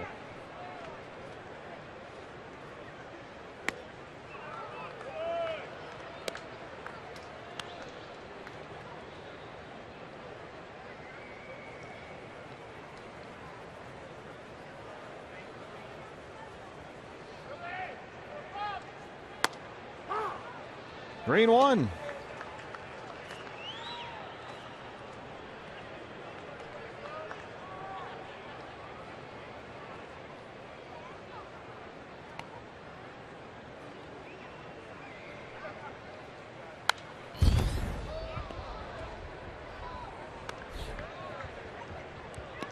Bo Schultz still out there throwing hard, 95 miles an hour. Former Northwestern Wildcat.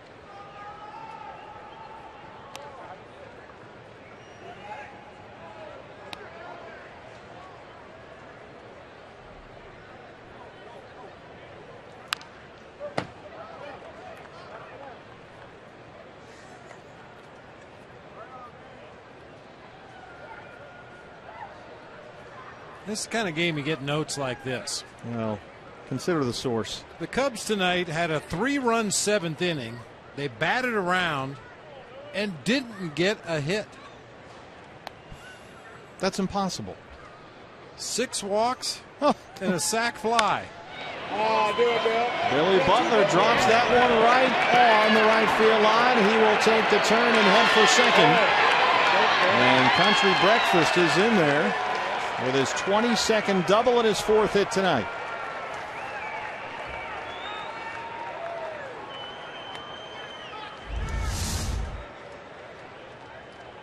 Big, strong guys get hits like this. He got jammed badly, just muscled that ball over the head of Jordan Pacheco in front of Roger Kieschnick. Better throw, might have had a chance to get Butler at second base. You can see that one whistles just behind him as he goes into his slide at second base. How do they, who was pitching from that Cub game? That wasn't on the note, but let's see if I can find out some information here. That's crazy. 6 walks in the inning. They are now leading at Colorado 5-4 in the 11th. I mean, you tell me a team bats around at Coors Field, I'm going to think, all right, it's a batting practice situation, but to nary a hit, that's weird, wild stuff. Alex Gordon now. He's 1 for 4, single back in the 5th. So the Royals, if they're able to hold on here and get the win, will have made it to 10 wins in their last 13 games, and they'll keep pace with the Tigers, who won today at Yankee Stadium. They'll stay 4.5 back in second in the AL Central.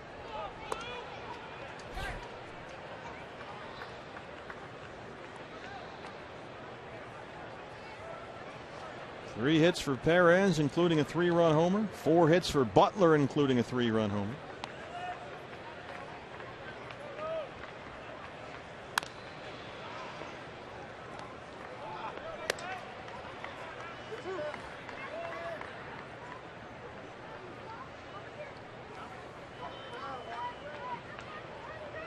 Two and 2 on Alex Gordon.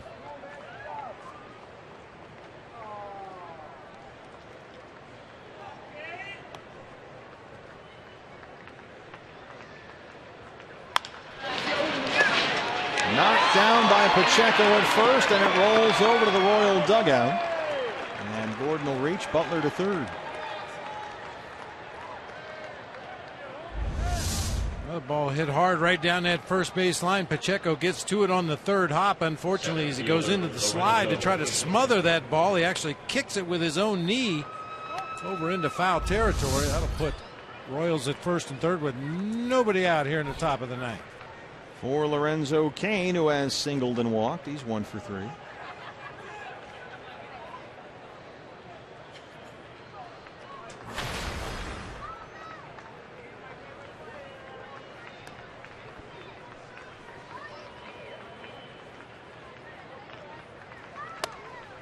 You like ice cream?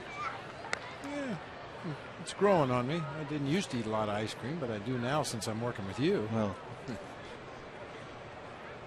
it's a hazard of the workplace. Last time Alex Gordon had ice cream, he knows exactly where he was. Yeah. Clubhouse at Safeco Field in 2012.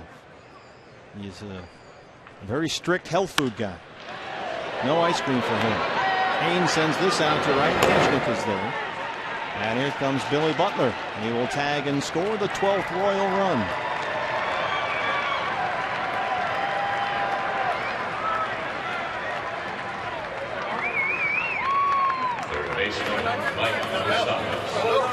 Yeah, Gordon's one of those guys, no sweets, doesn't eat fried food. He'll have a hamburger about once every Haley's Comet, and that's about it. I wonder what the motivation was in Seattle. It just broke down, I guess. He said he had been on a no sugar thing for a while, and actually he felt kind of faint and needed some sugar, so he just in the clubhouse grabbed some ice cream. But that was just a blip on the radar screen. Now here we have Cold Stone delivered to the booth every Sunday, which is one of the benefits. One of the great treats here at Chase Field. In an IV. Yeah, they just hook it up to us. And comes up here in an ox cart.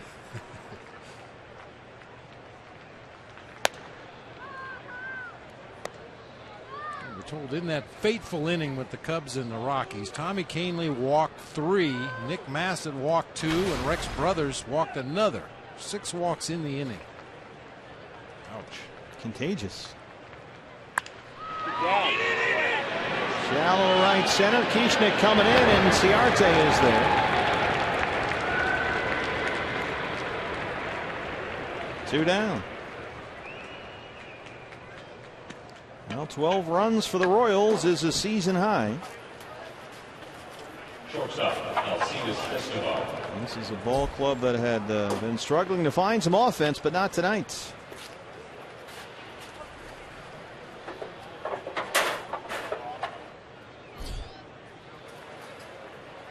Alcides Escobar singled and scored in the 3rd. He is 1 for 3.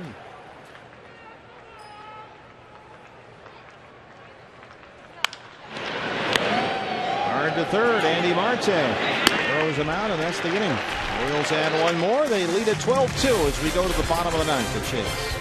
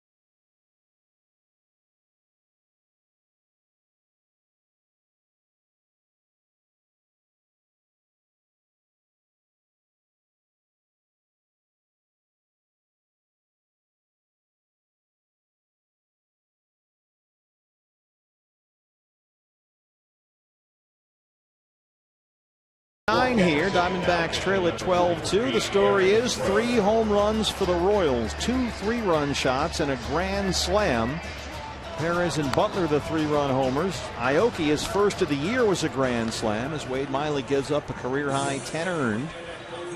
And a rough night for the D-backs. Here is Norichika Aoki, Billy Butler, and behind the plate, Salvador Perez. The 3 home run hitters for the Royals tonight.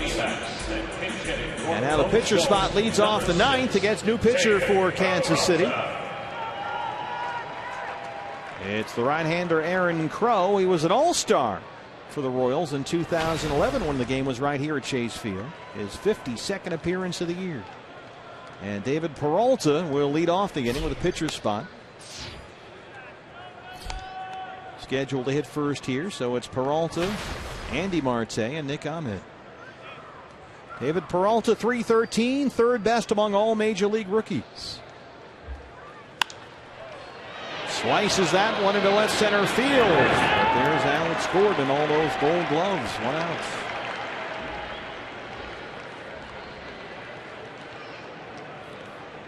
Third baseman. Brings up Andy Marte. Don't forget, back with you tomorrow here for Game 2 of this 3-game series, and this is going to be one you'll want to watch. Diamondback Live pregame show comes your way at 6, so you can get a look at Yordano Ventura. He'll be matched up with Josh Colmenter. Yordano Ventura, one of those guys that throws 100 all the time, and he is something to see.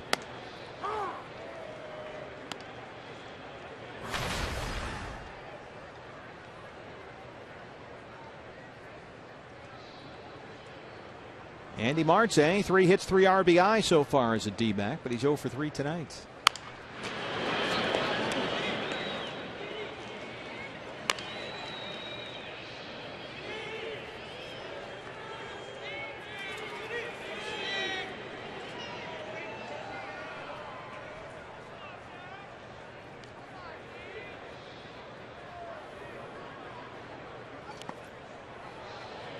Chases one in the dirt, and that's the strikeout. 2 down.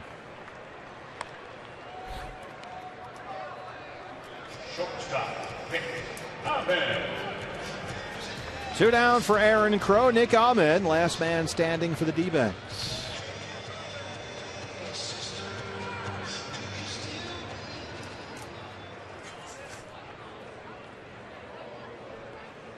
Rally cap in place. Shades on upside down. He's trying everything he can do.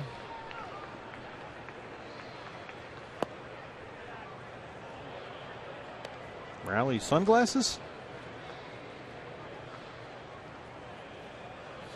Rally shoes. Wow, that's next level. She looks thrilled.